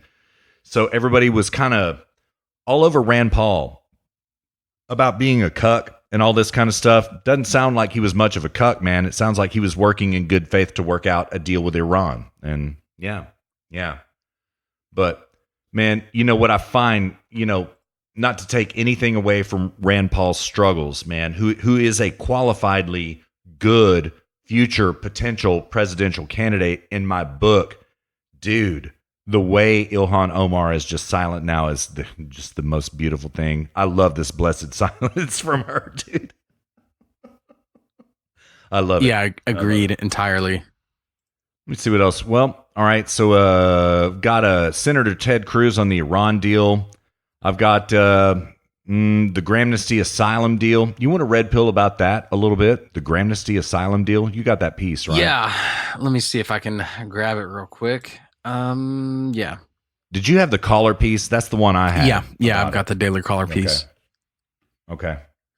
Yeah, this is interesting. So, well, I'll just quote from the article. This is Daily Caller piece entitled "Lindsey Graham Forcibly Passes Asylum Bill After Democrats Stall for 7 Weeks." In one of the last days leading up to the American recess, the Senate Judiciary Committee got into a heated clash over a controversial asylum bill. Chairman of the Senate Judiciary Committee, Senator Lindsey Graham from South Carolina, refused to delay the bill any longer after accusing Democrats of withholding a vote for 7 weeks. The bill, known as the Secure and Protect Act, requires that asylum seekers from Central America apply for asylum outside the United States before applying here. Graham's bill also extended the time that migrant families must be kept in detention centers from 20 days to 100 days in order to help avoid immigration fraud. Dang. Let me jump down a little bit. The Judiciary Committee eventually narrowly approved the bill by a 12-10 margin. The panel was short 2 Democrats in a vote on the bill last week, leading Democrats to accuse Graham of breaking the rules. Why even have rules? Ranking member Dianne Feinstein asked rhetorically. Vermont Democratic Senator Patrick Leahy reinforced the sentiment, saying, if the majority is willing to break any rule in order to report this bill today, there are no rules. Graham defended the bill's passing, claiming he did not violate Senate rules. Graham accused Democrats of intentionally refusing to show up to a hearing on the bill last week and delaying its passing for 7 weeks. Quote, here's the way I take what you did last week. You're saying I really can't be chairman. After 7 weeks of holding my own bill under this scenario, I can't even pass a bill that I introduced as chairman because 2 of you won't show up, Graham said. I will work with you as long as I can in good faith, but you are not going to take my job away from me. I take this very personally. I tried my best. Dang.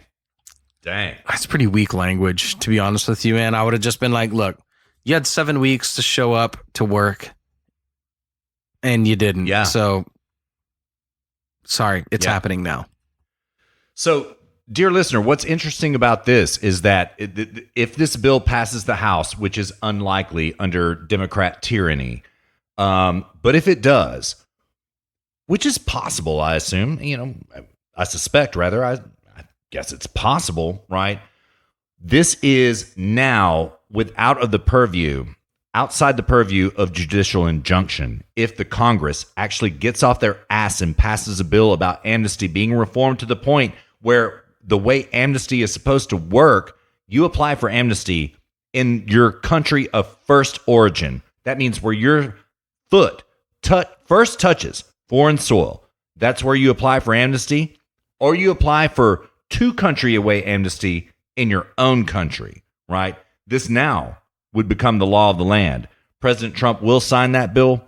Whether or not the House passes it, Luke, I'm going to call that a 40-60 against. I'm going to say 40-60 Agreed. against. Yeah. You know, but the white pill about this is that the Democrats are starting to realize how bad this immigration situation at our border is, how bad the border is, right? And they're starting to realize that this is an albatross upon which Trump has hung on their necks, right?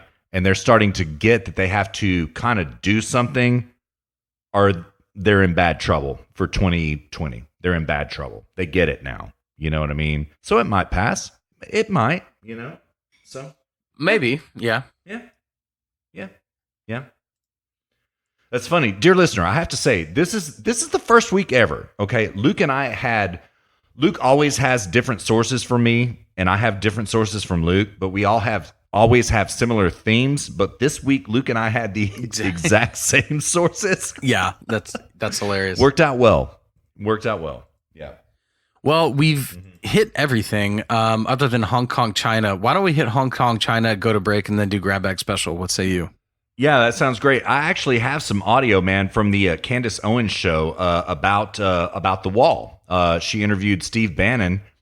What do you think about that? Or do we just do an honest, natural break this time? What do you think? Oh, you mean Candace Owens for the audio break? Yeah. Let's do that. But let's hit Okay, Hong let me Kong load and it China up. really quick. Yep, definitely. Not a lot to say about this. What do you think, man? Yeah, they're in week 8 of the. Sorry, go ahead. No, I played Candace. Sorry about that. Oh, I loaded. no worries. Sorry. Yeah, we're in week 8 of the protests in Hong Kong. Basically, what's happening is that the citizens of Hong Kong are protesting. The police have a pretty authoritarian show of force, and then the Hong Kong government doesn't do anything, and then so this has just been going on for 8 weeks now. But now China is sending in troops. So I've heard as many as 500,000 troops. That's what I've heard. Surrounding Hong Kong. And they've made a very rare public statement saying that, this needs to get dealt with. So I don't know. It's going to be interesting to see what China ends up doing with Hong Kong. I know the U.S. the White House has stated that they have their eye on this. So it's going to be interesting to see what ends up playing out. But Carrie Lam is pro Beijing. She was on a picnic not a picnic, but she went to like a summer camp for People's Liberation Army this past weekend. So she's pro Beijing. I think what's happened is the Hong Kong government has been slowly infiltrated by Beijing since they transferred ownership over to China. And that includes the police force. And now the people are kind of starting to wake up and realize that, oh my God, like Beijing is controlling Hong Kong all of a sudden. Right. And it's going to be interesting to see because the Hong Kong people are not going to go quietly in the night. I don't see that happening. No, they won't. Yeah. There last night were multiple reports of violence. And like, Luke, get this. This is what I find most surprising, right? There are triads, the triads, dear listener, the Chinese gang, notorious, are taking runs at the protesters and beating them up and all this kind of stuff.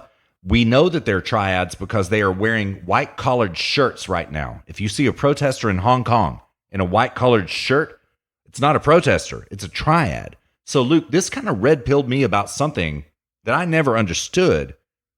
The triads essentially are a fully acknowledged functioning gang and representative of the communist government in China, of the Chi-Coms. Yeah. Well, what happened is that the Chi-Coms hired the triads to go do dirty work. The Chinese government hired the triads to go into Hong Kong and do things that the police can't do.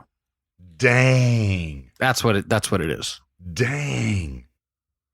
I did not know that. That is shocking. That is absolutely shocking. The way there was an article that I had that I don't have pulled up right now, but it was explained to me in terms of oh no, the triads are just such patriots that they want to go represent the Chi-Coms against these protesters. That it was a organic. Oh my God. No, they were hired by the by the CCP, the Chinese Communist Party. They were hired by the Chinese Communist Party to go into Hong Kong and intimidate people in a way that the police can't. Yeah. That's what it was about. And it was just last week. Yeah, it was only last week. It's only happened once so far. And then the Hong Kongers came out and protested that. They protested the fact that triads there. They protested the fact that the police didn't do anything about it. The Hong Kong police actually knew about that in advance and chose not to act on that intelligence. So, dang. Then they came out and protested against that. So it's becoming abundantly clear that the Hong Kong government, the Hong Kong police, are not on the side of the people. They are on the side of Beijing. Wow. Man, thank you for that. I didn't know any of that. Yeah, you red pilled me. I appreciate it. Yeah, no worries. All right. Go watch China Uncensored, the YouTube channel. That's where I get all my Hong Kong China stuff. Man, I've been spending too much time on Serpenza lately, man. I haven't watched. Dude, you've been watching him? You like him? Yeah. Nightly. Yes, I have. Dude, I love it. Dear listener, this is the South African that Luke was talking about earlier that left South Africa kind of in a panic and kind of for greater opportunity to go to China. And where's he, Luke? He's in Shenzhen, right? Shenzhen? Yeah, he's in Shenzhen. Yeah. Dude, I love his content. I'm serious. It's really comfy. And I learn a lot. Yeah. Mm-hmm. It is comfy, isn't it? Yeah, it is.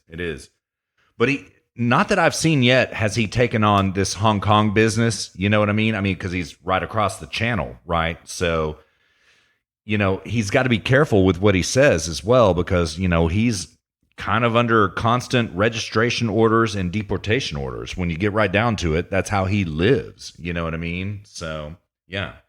Yeah, totally. Yeah. He doesn't say too much about Hong Kong, but that's not his wheelhouse necessarily either. Right. It's mainland China. Yeah, it is. It is. Yeah. Yeah, dude, I love that channel. I just absolutely love it, man. And that's awesome, dude. Yeah. I like how his titles come out sounding so edgy, right? And then you watch the video and he's really not edgy. He's really kind of sees both sides of every argument and every situation regarding racism, nativism, nationalism, all of this kind of stuff. He really kind of sees the whole picture. Yeah, it's comfy. It's very comfy, man. Yeah, it's a comfy channel, man. Yeah. I don't know what it is about these China channels. So I don't know what it is about these China channels, dude. They're so comfy. I know, man. We're flipping Chi-Com, man. We're flipping Chi-Com. So. Zero Gravity Media. We're setting up our HQ in Shenzhen now. That's right. Yep. We had designs on Hong Kong, dear listener, but now we're moving to Shenzhen. That's straight up. We right. We mainland now. We triad now. We're gonna go infiltrate the triads and do a podcast on that. Yeah, that's right, man. That's right. Oh, Lord have mercy. All right, dude. Well, let's go to break and then we'll do the Democratic debates and grab bag special. What say you? All right. Yeah, that sounds perfect. All right. So, dear listener, I am going to play, published just yesterday, a Candace Owens show piece where she interviews Steve Bannon down at the People's Wall, right? The We Build the Wall project, right? She interviews Steve Bannon there. And I've got to be honest, Luke, I only quality checked about 5 minutes of it, but it's pretty good material, right? And Steve Bannon kind of is making really good arguments last I saw. So anyways, man, I'm going to jump into it past where I've seen. I'm going to jump in at about 9 minutes, okay? And let's do, what do you say, Luke, like 7 minutes like we usually do? Yeah, about 7 minutes? Yeah, 7 to 10 minutes, yeah. Okay, sounds perfect. If Steve Bannon or Candace, either one gets on a roll, we'll let him go. We'll let him go up to the maximum time of 10. But anyways, dear listener, thank you so much for riding along for episode number 48. We hope you're comfortable in the saddle. We're going to do 10 minutes of real time right now. We will be back at you before you know it. Enjoy Candace and Steve Bannon.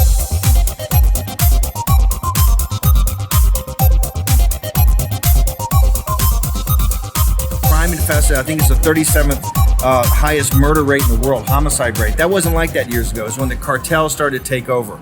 To break the back of the cartels, you have to build a wall. I agree with you 100%. I think some people, particularly on the left, would do anything not to have Donald Trump have a victory. Right? And if Donald Trump was to bring peace and prosperity to our southern border, they would consider that a defeat because the Trump derangement system has got them so they just say they can't win anything. You know, one of the things that I really love watching you do in general is just you enter in a lot of political assessments. You're able to sort of check the temperature at countries all over and a lot of times put forth a lot of accurate predictions about what people are feeling. And I had watched, by accident, by the way, I want to be clear here, I do not watch CNN, but CNN watches me when I'm at airports, people, okay? And I was glad I caught it because it was a really good interview between you and Anderson Cooper. And he was asking you your predictions for 2020 in America, and you gave some really well thought out conclusions about just where the American environment and conscience is right now. Can you just expand on what you think this is going to amount to in 2020? I think it's, to a large extent, the same issues that were before us in 16 or before us in Trump. Remember, President Trump ran on three, I think, basic principles. Number one was stop mass illegal immigration, limit legal immigration to protect our workers, okay, and to get our sovereignty back. On mass illegal immigration was protect particularly African-American and Hispanic low-skilled workers. And we've seen that's had an impact. But President Trump, you're seeing now the lowest unemployment in African-American history, lowest unemployment, I think, in 50 or 60 years in Hispanic, and wages starting to rise, particularly in those areas of agriculture, oil field services, construction, where you're trying to limit the labor pool. On legal immigration, also to make sure there's not too much competition so people can kind of start getting jobs in the tech industry. The second plank was bring manufacturing jobs back from Asia. Basically, you got to confront China to bring the supply chain back. The third was get out of these pointless foreign wars in the Middle East, particularly in Iraq and Afghanistan, and President Trump's fought that. Those issues are not issues that are going to be solved instantaneously. Look at today. Today, the Supreme Court ruled on ability of President Trump to use DOD money to actually build the border wall. President Trump has been full on against the established order. And we're now 3 years into this. I think it's going to roll into 2020. You have seen one thing. From the corporatist globalists that Hillary Clinton represented, the Wall Street faction of the Democratic Party, you've clearly seen the populist aspect of that, whether it's more socialist or more populist like Elizabeth Warren, start to get traction and try to counter President Trump's economic program. And I want to talk about that because, to me, the left is obviously effectively splintered. You have the more moderate Dems in the middle that seem to be losing control, a stranglehold. And then you have this uprising of socialists that are really radicalized, and they're talking about open borders, right? So their focus isn't so much on how America is being harmed by people that are coming in, the migrants. They're more focused on protecting the migrants once they get here. How do you see that debacle playing out? Because I see on social media, it's bizarre to think that people are actually making comparisons between our holding facilities and concentration camps. Yeah, I think the rhetoric has gotten totally out of control, but I think these people are open borders people, and they've converged economic migration to political asylum. I mean, the system's clearly being gained. We have a system of political asylum. That's why I think President Trump today in Guatemala was announced. We had the safe party third country where the refugee rules throughout the world are kind of negotiated at the UN. You've got a system of treaties. And it's supposed to be the first country you go into. Absolutely. You're supposed to ask for political asylum. That's why he's putting pressure on Mexico. If you had that in place and we're making and effectuating those laws, you wouldn't have the mass migration problem up here. That's what President Trump's trying to do. And today in Guatemala, they agreed to really abide by these treaties. That's going to have a huge impact on this. What we've allowed is that people say, well, they want a better life. There's absolutely no doubt there's a better life in the United States than there is in Central America. The point is that, and this is in Europe too, if you start having economic migration that goes outside your immigration system, you're just going to have just a flood of people that can't be controlled. And so what you have to do is that economic migration is really the immigration. We take 1 million immigrants a year. There's been a whole bunch of proposals by President Trump and others to redo our immigration system to maybe be more merit-based. There's a lot of debate and argument. Of course it should be merit-based. I mean, I hear this, and there's debate and there's argument. It shouldn't be merit-based. I mean, of course, we do have asylum policies. They are being completely abused. I mean, there's no way. This is economic shopping. If you are really fearful for your safety and you're just trying to get out into the nearest area. I'm a hardcore economic naturalist. I'm for merit-based as long one of the central issues we have in the country is African American and Hispanic participation in the tech industry. We're not going to solve the problems of St. Louis and Baltimore and some of these inner cities, Detroit, until we have more blacks and more Hispanics in high-tech jobs. Right. We can't continue to do that if they got to compete against the entire world. I'm a big believer that people come here to universities and go to the great university of the United States. I want them to go back to their country of origin because that's what's going to make that country of origin great. I'm not a big believer that you have to take all the best talent in the world. It all has to come to the United States. Right. Right. Our citizens, particularly citizens that have been here for generation to generation to generation, have to get these opportunities. One of the ways we're going to do it, and I get really criticized about this, but one of the ways we're going to do it is you got to limit the competition in labor pools. And once you do that, you're going to have more African Americans and more Hispanics in engineering schools. They're going to be in computer programs. They're going to be working in Silicon Valley.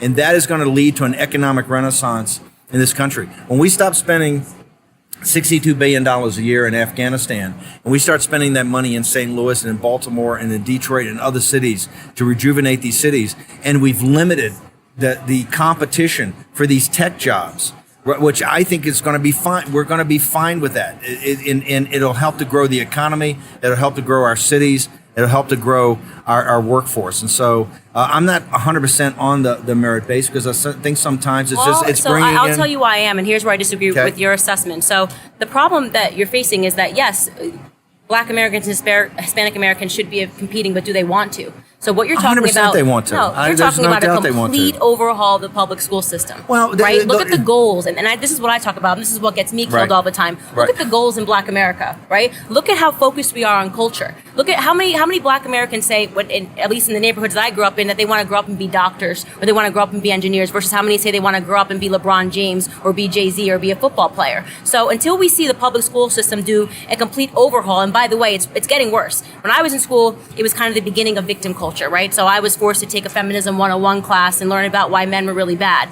They're teaching kids all sorts of crazy things they're not practical skills. You know what I mean? Feminist dance class 101 is not a practical skill that you can use. Learning gender studies is not a practical skill that you can use. So my issue is I think that the school system itself is rotten. And until that gets overhauled, you're not going to see people competing for meaningful jobs in this country. And yet in these other countries, like China, right, like India, even in Nigeria, I think the most successful ethnic group in America today are Nigerian Americans, which is stunning, right? Go tell that to Black Lives Matter, who says that this country judges you on the basis of on your color of your skin.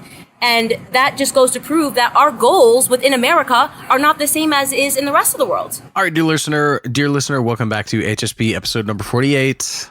What did you think about that audio segment, Russ? I thought it was pretty good. Steve Bannon got a cough.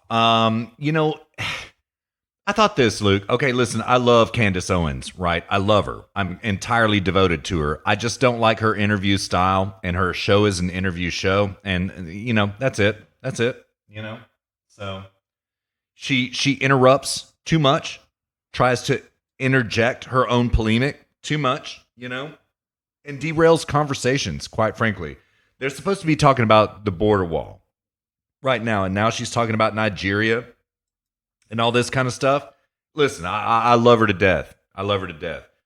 But I will tell you, Luke, I got a prediction, right? I think Steve Bannon is back on House staff for the election and then let go again. That's what I think. Yeah. Interesting. Yeah. I don't know about that, man. Yeah. Yeah, maybe not. I mean, those wounds are deep. They're pretty deep. Yeah, totally. Yeah. And he has a lot of baggage. Yeah, he does. But he continues to do the work, and he continues after his and President Trump's rift.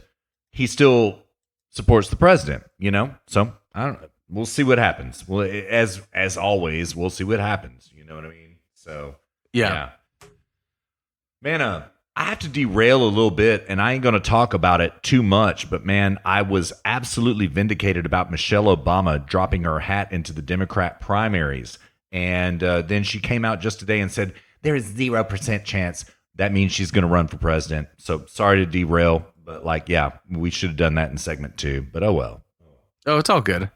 Yeah. We'll see, man. Yeah. I still question that. Yeah. I hope you're right, man. Michael Moore thinks she is the Trump killer. I honestly don't think so. So I don't think so. Yeah. Mm-hmm. Yeah. But this is a pretty good shift into a pretty good segue into Grab Bag Special, as it turns out, man. Do we just go for it? Do we just go for Grab Bag Special now? All right. Yeah. All right. So, dear listener, back in the ancient history of last week, back when the racist Trump argument was first formulated, the hot topic of the week, and everything was kind of suppressed by the mainstream media so that the Democrat primary candidates could get attention finally in the mainstream media again, right?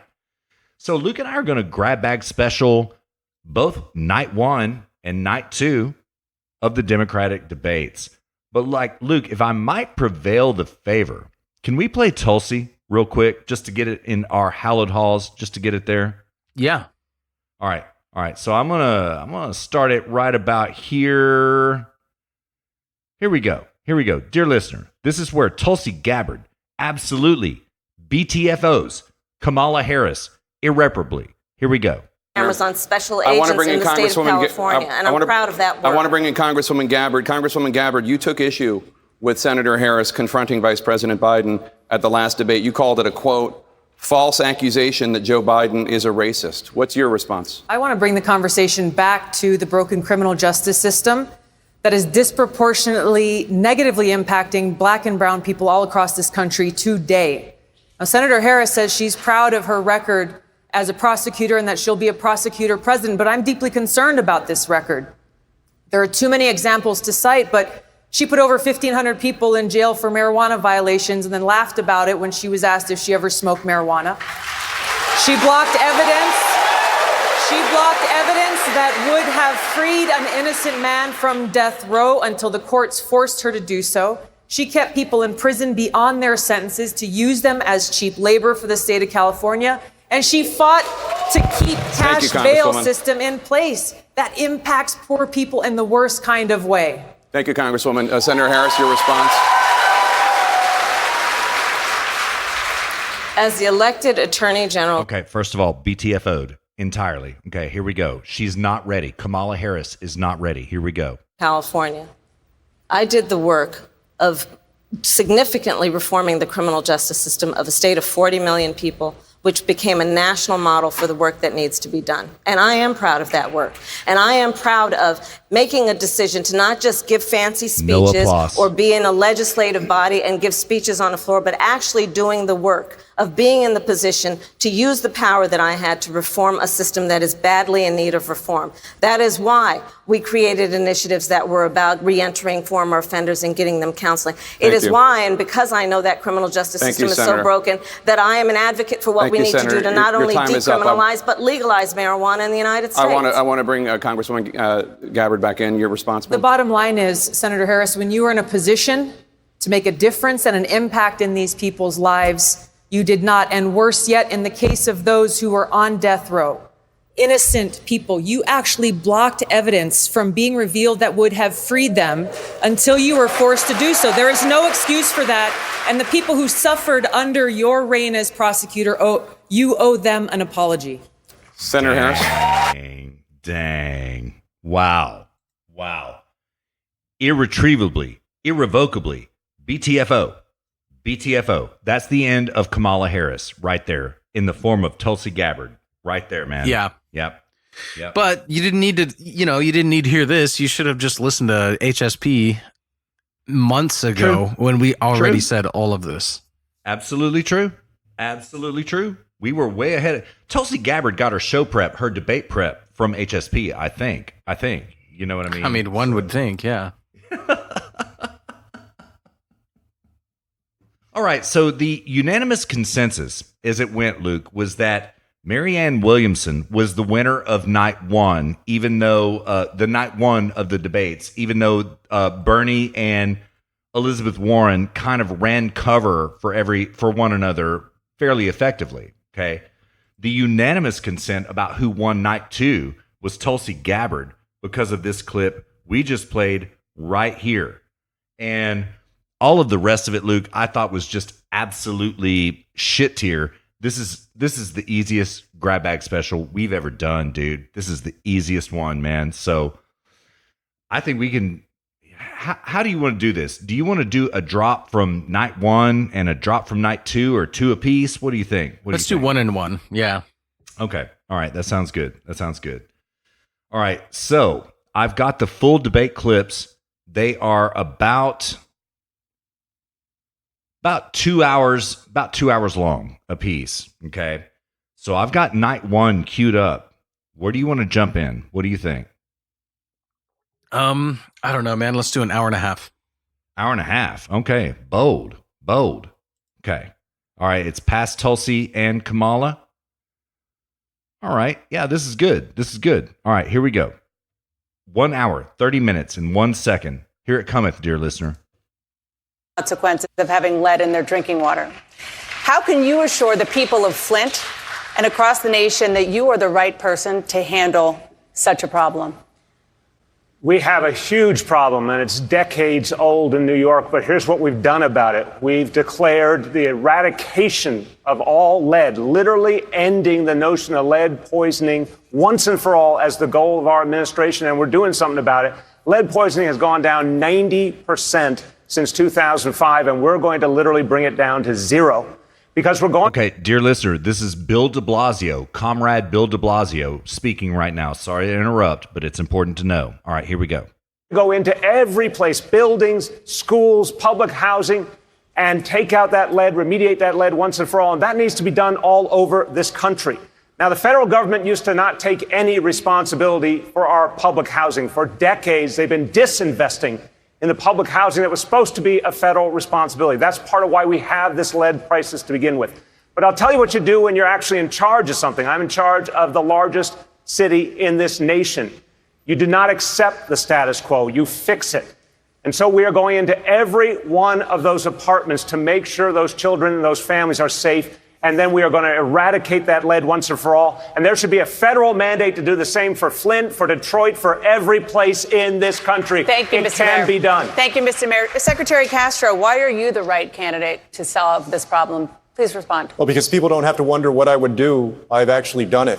I was Secretary of Housing and Urban Development when Flint had its water crisis. I went to Flint. We did what we could to help folks get water filters. And then we didn't stop there. We improved the standard of how we deal with elevated blood lead levels in children. A lot of Americans. Sorry, I missed you, man. Sorry about that. Yeah, this just seems like such an irrelevant and unimportant issue. It's like lead I know, power. right? Lead. I know. Do you know what I notice about these cuck debaters on the left, right, is that they do like the cuck right as well. They have a couple of speaking points, right, and like Marco Rubio got busted for in the 2016 campaign. They have a couple of rehearsed speaking points, and then they spitball. Dude, these people don't have anything ready for Donald Trump, who spitballs all of it. Because you'd be in jail. You know what I mean? All those, only Rosie O'Donnell. They have nothing. They have nothing. Which returns to my thesis. Yeah, go ahead. No, go ahead. I was just going to say, which returns to my thesis about Michelle Obama. Because they think that Michelle Obama can grapple with President Trump. I don't think she can. And not to mention, if President Trump does chew up Michelle Obama and spit her out like he will anybody on this debate stage that we see right now. Anybody, right? If he chews her up and spits her out like that, their Netflix deal is over. All of these shows that they're trying to produce, these podcasts, these video shows are over, right? Completely irrelevant. Who? I don't get it. Who are you talking about? Michelle Obama. Podcasts and Netflix shows? Oh, yeah, man. They got a $26 million deal from Netflix for a series of shows over the next 3 years, I think. Yeah. Oh, I didn't even know about that. Yeah. Mm-hmm. Yeah. And they're doing a series of podcasts for, I can't remember whom. I think no, it's not Netflix. It's somebody else. Yeah. So the Obamas have been hooked up with money, right? So no wonder Michelle Obama says, there's zero chance I run for president. It's just not me, right? Because she has too much to lose. So Yeah, of course. Yeah, I don't expect her to run at all. I hope you're right, man. I really do. Honestly, because I don't want to virtue signal here, but I don't think it's fair to Democrats right now if Michelle Obama drops her hat into the ring. I don't think it's fair to them. You know what I mean? Truly, I don't. Yeah, I mean, I just don't think it's. I think it's a non-starter. I don't think it's going to happen. I hope so. Man. But anyways, I found nothing that de Blasio nor Julian Castro said compelling at all. Nothing. Well, yeah, I mean, it was just a nonsensical time. It's like, what do you think about lead poison? It's like, really, that's where we're at in the Democrat debates. So we're talking about lead poisoning. I mean, 5%. Yeah, I don't know. We're wasting our time. We should just move on to the next drop. All right, next drop. Debate 2, man. Where do you want to go? I don't know. 2 hours, 18 minutes, and 20 seconds. Let's just jump into the first hour. Okay. 1 hour. Yeah. Let me tee it up. Here it goes. Oh wait, no. I got them backwards, Luke. We did day 2 first. I'm sorry because you sent me day 1 after the fact, and so it was queued up in my browser. Sorry about that, dear listener. That was day 2. Now we're on day 1. Sorry about that. Party foul. Okay. All right. Sorry about that, Luke. Sorry, man. Oh, it's all good, man. All right. Here we go. It's John Delaney speaking right now. Whoever that. Well, we do know who he is, but anyways. Our model going forward. We need to encourage collaboration between the government, the private sector, and the nonprofit sector, and focus on those kitchen table, pocketbook issues that matter to hardworking Americans: building infrastructure, creating jobs, improving their pay, Thank you, Congressman. creating universal health care, lowering drug prices. Senator we can Warren. do it. You know, I don't understand why anybody goes to all the trouble of running for president of the United States just to talk about what we really can't do and shouldn't fight for. Well, that was very fortuitous, Luke, because that was the zinger of debate night number 1. That was it. Elizabeth Warren right here. I don't get it. That was it. Yeah. Nothing else really interesting happened. I'm going to play a little bit more just to see the aftermath. Is that cool? Yeah, do it. All right, here we go. Our biggest problem in Washington is corruption. It is giant corporations that have taken our government and that are holding it by the throat. And we need to have the courage to fight back against that. And until we're ready to do that, it's just more of the same. Well, I'm ready to get in this fight. I'm ready to win this Thank you, fight. Senator. Congressman Delaney. When we created Social Security, we didn't say pensions were illegal, right? We can have big ideas to transform the lives. I mean, I started 2 companies and took them public before I was 40. I'm as big of a dreamer and an entrepreneur as anyone. But I also believe we need to have solutions that are workable. Can you imagine if we tried to start Social Security now, but said private pensions are illegal? That's the equivalent of what Senator Sanders and Senator Warren are proposing with health care. That's not a big idea. That's an idea that's dead on arrival. That will never happen. So why don't we actually talk about things, big ideas that we can get done? The stakes are too high. Senator Warren. So look, he talks. We'll come to you right after that. Senator Warren. He talks about solutions that are workable. We have tried the solution of Medicare, Medicaid, and private insurance. And what have the private insurance companies done? They've sucked billions of dollars out of our healthcare system. They've made everybody fill out dozens and dozens of forms. Yeah, I've got to stop it right there. This is why man. Elizabeth Warren is so dangerous. Yeah. You know, they have this platonic understanding of the healthcare, like the healthcare system. Our healthcare system, our united healthcare system. Who created the healthcare system? The insurance companies. It's there because insurance companies created it. I mean, obviously there's doctors and nurses and all this stuff, but the insurance companies are the business people of the healthcare industry. So when you're talking about the healthcare system, you're talking about the insurance companies who created it. So she is just fundamentally dangerous. She's a dangerous person, a dangerous politician. And it's I predict it's either gonna be her or Biden. Yeah, I work with a dyed-in-the-wool socialist, Luke, and after debate night number 1, he came up to me just frothy at the mouth, like, "Oh my God, did you watch the debates last night?" And I was like, "Yeah." He was like, "Yeah, man, either Bernie or Warren, they got this. They got this. Oh my God, Trump can't survive." I was like, "Okay, well, you better hope it's Bernie, because number 1, if Warren gets the nomination, Trump has to say 2 things: Pocahontas, socialist, and it's done. So you better hope for Uncle Bernie right now, boy." You know, and I just left it there. Yeah. Yeah, she is. She's a complete moron, and she is. I mean, she's passionate. She's well spoken, so you kind of got to hand that to her. But occasionally, yeah. But I mean, she's just right. She rides this line between democratic socialists, but you can't pin her down on that. So, you know. Yeah, exactly. Tucker raised this argument about 3 weeks ago, I guess. I'm sending you a photo right now, Luke. Dear listener, sorry that you're excluded from this private chat right now, but this is a audio format podcast, so I get to send things to Luke. This is the frame of Elizabeth Warren I just stopped on right now. Dang. Look at her, man. She looks absolutely rabid crazy. Absolutely she rabid does. Crazy. Yeah. It's that Native American coming out in her. Oh, yeah, man. 10/24th, man. 10/24th. So That's right. Yeah. Yeah. Imagine if she had more. Yeah. Right. Yeah, but anyways, dude, the absolute state of the left. I mean, they're finally getting some traction because of violent tragedy in our country right now. That's what's finally giving them traction. That's why they're so elated by these shootings, right? This will finally be the thing to bring down Donald Trump, not Russiagate, not Trump Putin, none of this, collusion, treason, none of this ever stuck, but they really think that racist is going to stick. It won't. It's not going to stick, man.